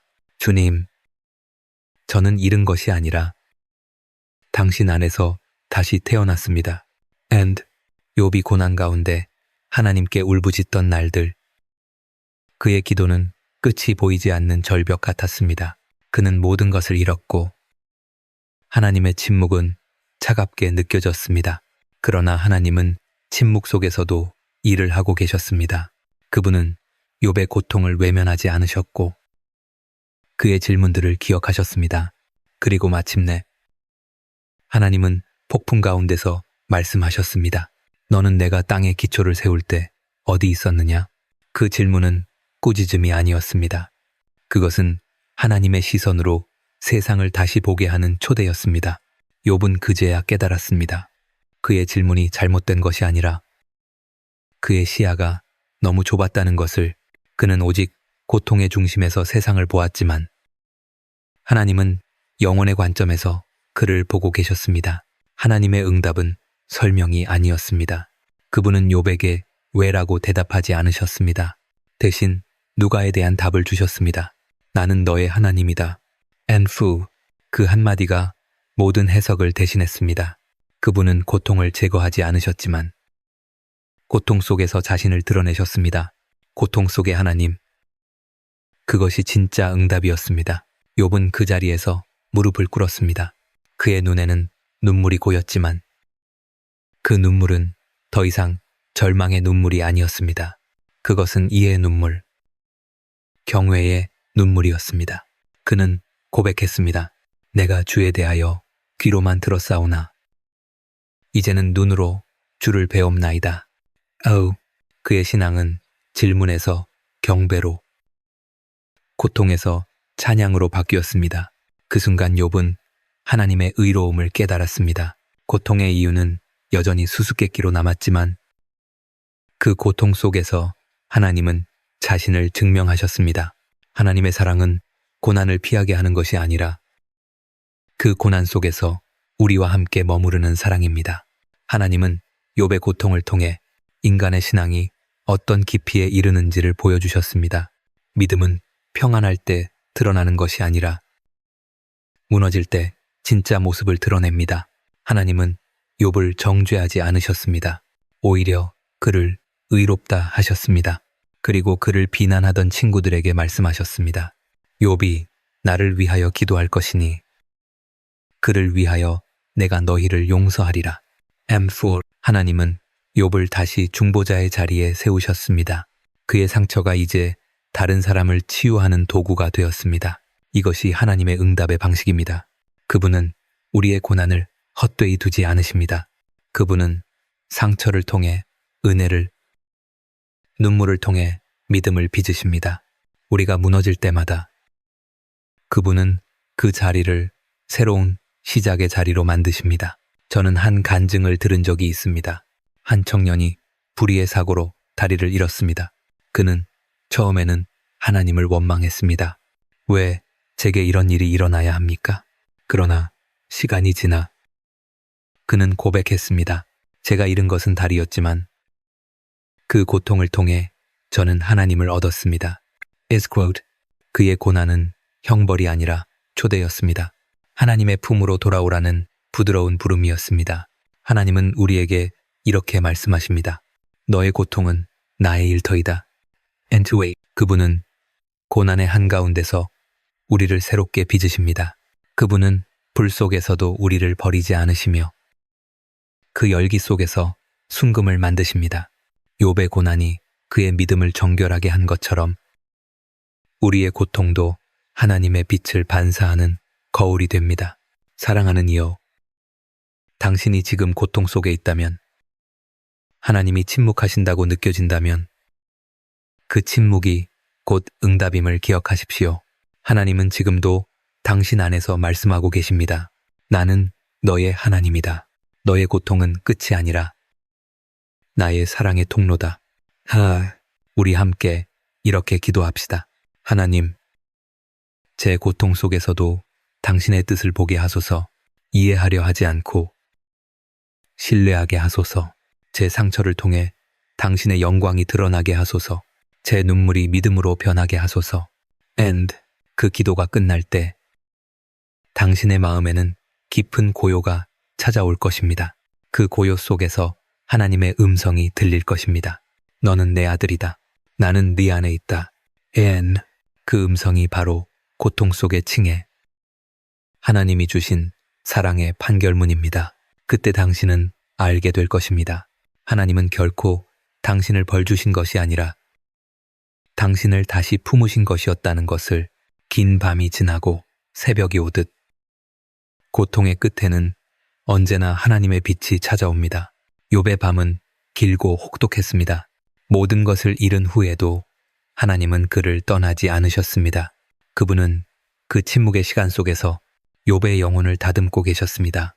그리고 마침내 그가 다시 무릎을 꿇을 때 새벽은 열렸습니다. 욥은 회개했습니다. 그러나 그 회개는 죄의 고백이 아니라 오해의 고백이었습니다. 그는 이렇게 말했습니다. 주님, 저는 깨달았습니다. 당신의 뜻은 사람이 헤아릴 수 없음을. 그 순간 욥의 입술에서 다시 예배가 시작되었습니다. 그의 상처는 여전히 아물지 않았지만 그의 마음에는 평안이 피어났습니다. 하나님은 그 마음을 보셨습니다. 그리고 말씀하셨습니다. 내 종 욥이 나를 위하여 기도하리니 그를 위하여 내가 너희를 용서하리라. 하나님은 욥의 기도를 응답하셨을 뿐 아니라 그를 다른 이들의 회복을 위한 통로로 삼으셨습니다. 욥은 이제 고통의 사람이 아니라 은혜의 사람이 되었습니다. 그는 더 이상 질문하지 않았습니다. 그의 입술에는 찬양이 있었고 그의 눈에는 눈물이 있었지만 그 눈물은 슬픔이 아니라 감사의 눈물이었습니다. 하나님은 욥에게 새로운 시작을 주셨습니다. 그의 인생은 다시 피어났습니다. 성경은 이렇게 말합니다. 여호와께서 욥의 공경을 돌이키심에 그에게 이전보다 갑절의 복을 주셨더라. 엠버, 그의 집에는 다시 웃음소리가 들렸고 그의 손에는 생명의 열매가 맺혔습니다. 그러나 가장 큰 복은 외적인 회복이 아니었습니다.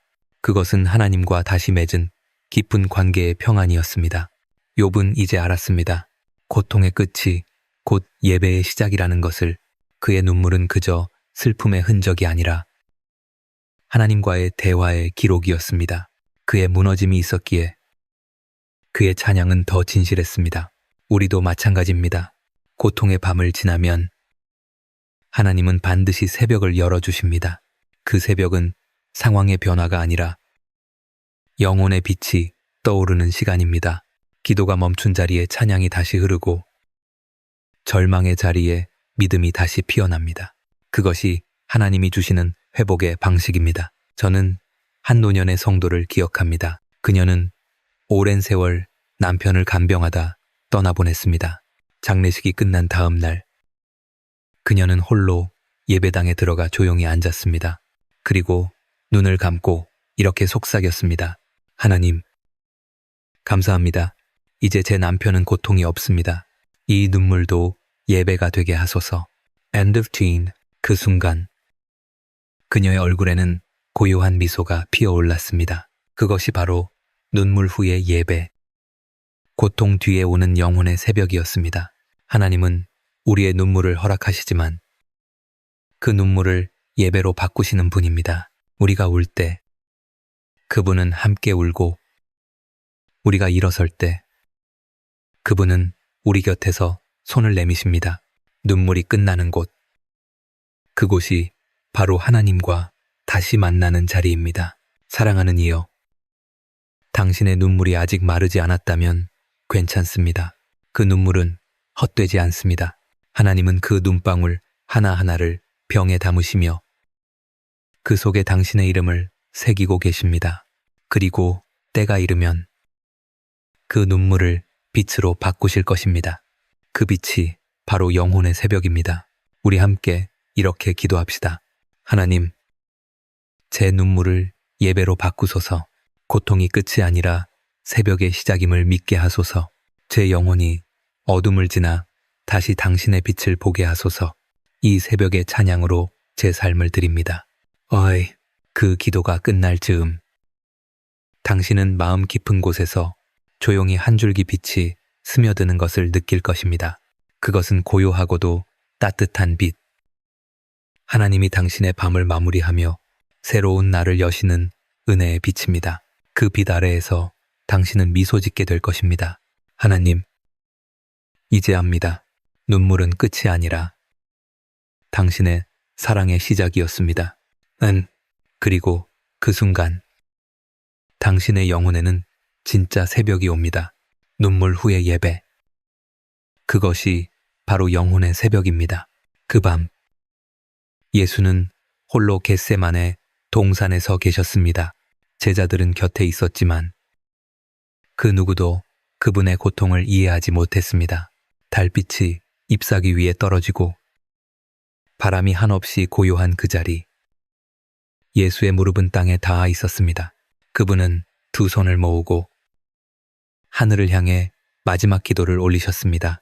아버지여, 만일 할만하시거든 이 잔을 내게서 지나가게 하옵소서. 그러나 내 원대로 마옵시고 아버지의 뜻대로 하옵소서. And 그 말은 순종의 언어이자 인류 전체를 대신한 절규의 언어였습니다.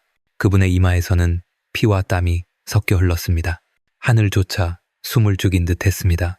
그 밤은 고통의 밤이자 사랑의 밤이었습니다. 예수는 도망치지 않으셨습니다. 그분은 자신에게 다가올 고난을 알면서도 끝까지 기도하셨습니다. 그 기도는 절망 속에서도 하나님을 붙드는 기도였습니다. 아버지여, 그 한마디가 모든 두려움을 이겼습니다. 그분은 고통보다 관계를 택하셨습니다. 죽음보다 순종을 택하셨습니다. 겟세마네의 밤은 인류가 버림받은 밤이었습니다. 그러나 동시에 인류가 구원을 얻은 밤이기도 했습니다. 예수의 침묵은 패배가 아니라 순종의 고요함이었습니다. 그분은 아무 말 없이 고개를 숙였지만 그 침묵 속에서 인류의 죄가 용서받았습니다. 저는 그 장면을 마음에 그려봅니다. 흙냄새가 스며든 돌 위에 그분의 손이 떨리고 있습니다. 눈물과 피가 한 줄로 섞여 흐르고 하늘은 여전히 닫혀 있습니다. 그러나 그 어둠 속에서 가장 거룩한 빛이 피어나고 있었습니다. 그것은 인간의 구원을 향한 피의 기도, 사랑의 선언이었습니다. 예수의 기도는 길지 않았습니다.